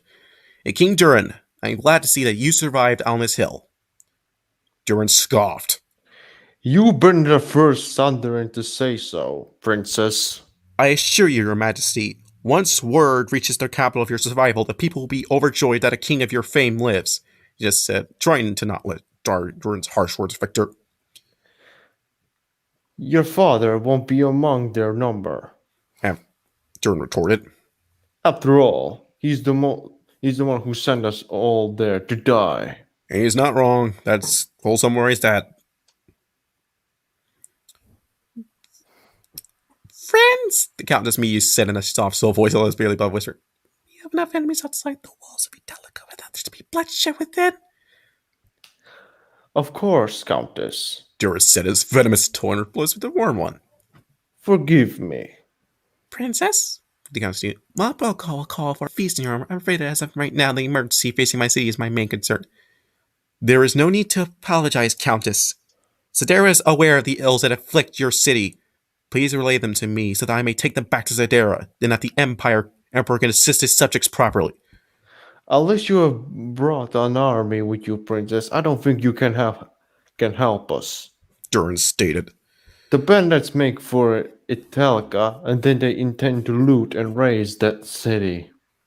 We know the bandit problem this province face, but for them to threaten Italica directly. It is true, Princess. Somehow the brigand named Flavius had managed to bring together the scattered survivors and has deserted the allied army, and now leads them to Italica under banner of his own design, as though he plans to being a noble. Do you know how many men he has? Tens of thousands. But my lord, no such army exists. Cuts to Army of the Ducks. God, I love that meme. I need it. I need it just in case of this. No army exists, and then you do like dun dun dun dun dun dun. And it's the ducks. Dun. So okay. Anyways, the exact number we do not know. Wait. Okay. Okay. The exact number we do not know. The only thing we can know for certain is that he outnumbers us, and now we will be upon us in less than a week. I will send one of my knights back to Sedera, requesting aid. And until they arrive, I will stand with you to defend Italica. Wait. You? Okay. Wait. You? Okay. Okay. I will send one of my knights back to Sun. I already read that. You is what you have to read. You fight with us? I'm surprised at you, Princess, but I'd rather not have a molten soul Augustus blood with me. With all due respect, King Durin, you can ill afford to turn away an extra sword arm. She has a point, King Durin. Durin grunted. Very well then. Countess is right. We do need all the swords we can get. With a grin that was not too smug, Pina sat down at the tables facing the Countess. On the table was a map of the city, with ivory figures representing both their soldiers with the symbol of House Finall, and the Kingdom of Elb on them, as well as the bandits with Flavius' new heraldry freshly painted. So, what is the strategy for our defense so far? Pina asked. She began to take in everything. Well, that you do. Durin, Well, that should do it for now. 3 hours later, the War Council worked out a feasible battle plan for the siege. Durinus' forces would man the wall while Italica's militia and city guard manned the interior. Pina, the Rose Knights she had brought her, would also fight on the walls, alongside King Jordan, who had made his pleasure that the idea no, but said nothing to reject either. I am still concerned about what demi-humans and magic users they have at their disposal, especially considering we have few options to counter them. We shall have to make do with what we have, Princess. Another soldier said. It is all we can do. Indeed. Countess Miu agreed, nodding.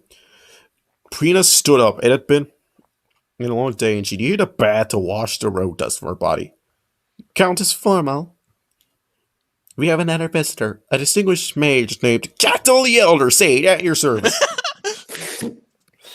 Pina's eyes widened as he saw the famed mage enter the room, followed by a young girl of about 16, an elf girl, and 5 more men in armor. Countess Formal, thank you for having such earnest. We've gained with enough for you. Regarding a horde of dragon scales. Mew! Dragon scales? Ninja! Dragon scales? Mew repeated. Those are rare and valuable. Cato, in normal circumstances, I'll be more than glad to speak with you on this matter, but Italica is currently under threat. Hold on a moment, Countess. Elder Sage, why do you travel in the company of the Outlanders? Outlanders? Pina asked to herself. Mostly she took a closer look at the men Cato brought with them. Though 2 of them wore unfamiliar yet fine armor, 3 of them wore armored symbols that any Sidarian listening to the tales of the world beyond the gate could recognize. Twin-tailed comets, hammers, skulls, rocket off skulls. Skulls for $9. Griffins carrying skulls. Yes. These were the men who had destroyed 2 armies and were occupying sacred Illness Hill. Oh, these men? Well, 2 of them are with this well-mannered elf here. You pointed at the elf girl. Well, these gentlemen are part of the reason I have all these dragon scales. As of present, I am in service to Prince Earnhardt, the commander of Fort Griffin and Margrave of the Illness March. Whispers broke out among the room. They had finally had the name for the enemy. Prince Earnhardt, who had so managed to find a way to bring the Elder Sage to his service. Well, he did by simply saving him from a dragon. It's not last bit. Well, he was legally a citizen of the Sidarian army, as a member of the Nomads, and as such did not consider himself citizens of the Empire. But to ally himself with the other single thought. But Durham. Wait. Earthcard, huh? So that's the enemy's name? Now, we didn't come here as foes to do business, yet that's good for Alice, especially considering your own issues. Tell me, what ill wind blows Italica's way? The Countess Foreign, Cato, Flavius expanded army while she relayed story on the tension in the room died down, though during this people cut close eye on the Outlanders. Well, now we're going to take it up, we'll be good. Okay, let her relay this news back to Prince Earnhardt, I may be able to convince him to send help. He would do that? Durin asked, half suspicious. He might, but he was rather reluctant to leave the hill, you see, not since that fight with the Flame Dragon. What's this about a flame? Ad began for one of the Outlanders, a 30-something man with a short beard and a long sword at his hip, strode forward to the table before reaching down, grabbing an ivory piece. I don't believe it, he said in a heavily accented comment, looking at the piece, specifically the painted symbol on it. Don't believe it, Sir Siegfried. Where have you learned of this symbol? Siegfried inquired of the Countess. That symbol? Durin asked, and Siegfried nodded. Why? It's one of those the Brinkens leaders. Flavius. He's using as his personal heraldry. Heraldry. As if he were a noble. Do none of you know what this is? What this symbol means? No, should we? Siegfried said nothing. Then he sat down a piece. I'll tell the priestess what it is you face. You would not send an army to help. You don't hesitate to send an army to help you, for you face the darkness yourself. He turned around and barked a few words to his men in his native tongue as he walked towards the door, while the other 2 men behind him followed by the elf girl and her bodyguard, with Cato and his friends on their heels. Goodbye, ladyship, your royal highness, your imperial highness, or whoever elder highness is or lordship I missed. We'll be back with help. While everyone still wondered what was going on, Pina took a look at the ivory figure the Outlander had picked up, or more specifically, the symbol of Flavius. Pina did not understand why he almost said one point of it. It looked like a wagon wheel with 8 points sticking out of it. What was so threatening about it? Pina was more frightened by the answer and knew something that Italica's defenders did not. And that is where we'll end it. Yes, chaos! We need to kill the chaos! Yes, that, my good sir, is the mark of chaos. Oh, great. So basically, they're not just dealing with ordinary brigands. Basically, they're going to be suicidal brigands who're just going to be there and enjoy killing. Well, the person guiding them is he's a follower of Sinch. Well... Oh, okay, good. At least it's not a follower of Slanesh. Oh my god. Oh yeah, that would be an actual problem if it was a... Yeah, it's like, it's one thing if it's Khorne, it's another if it's Slanesh. Yeah, it's one thing if it is Tzeentch, another thing if it's Khorne. No, not Slanesh. Much rather take Nurgle. Alright. You know, it's like Nurgle followers are actually some of those chill. Well, Slanesh followers are the most fucked up. Yeah. Alright. Yeah. Okay. Anyways, people, this was Gatehammer Fantasy Battles. We'll continue next week with some more, finishing this chapter and hopefully maybe getting to chapter 6, but we shall see. Anyways, until next time, just remember... So remember, I am your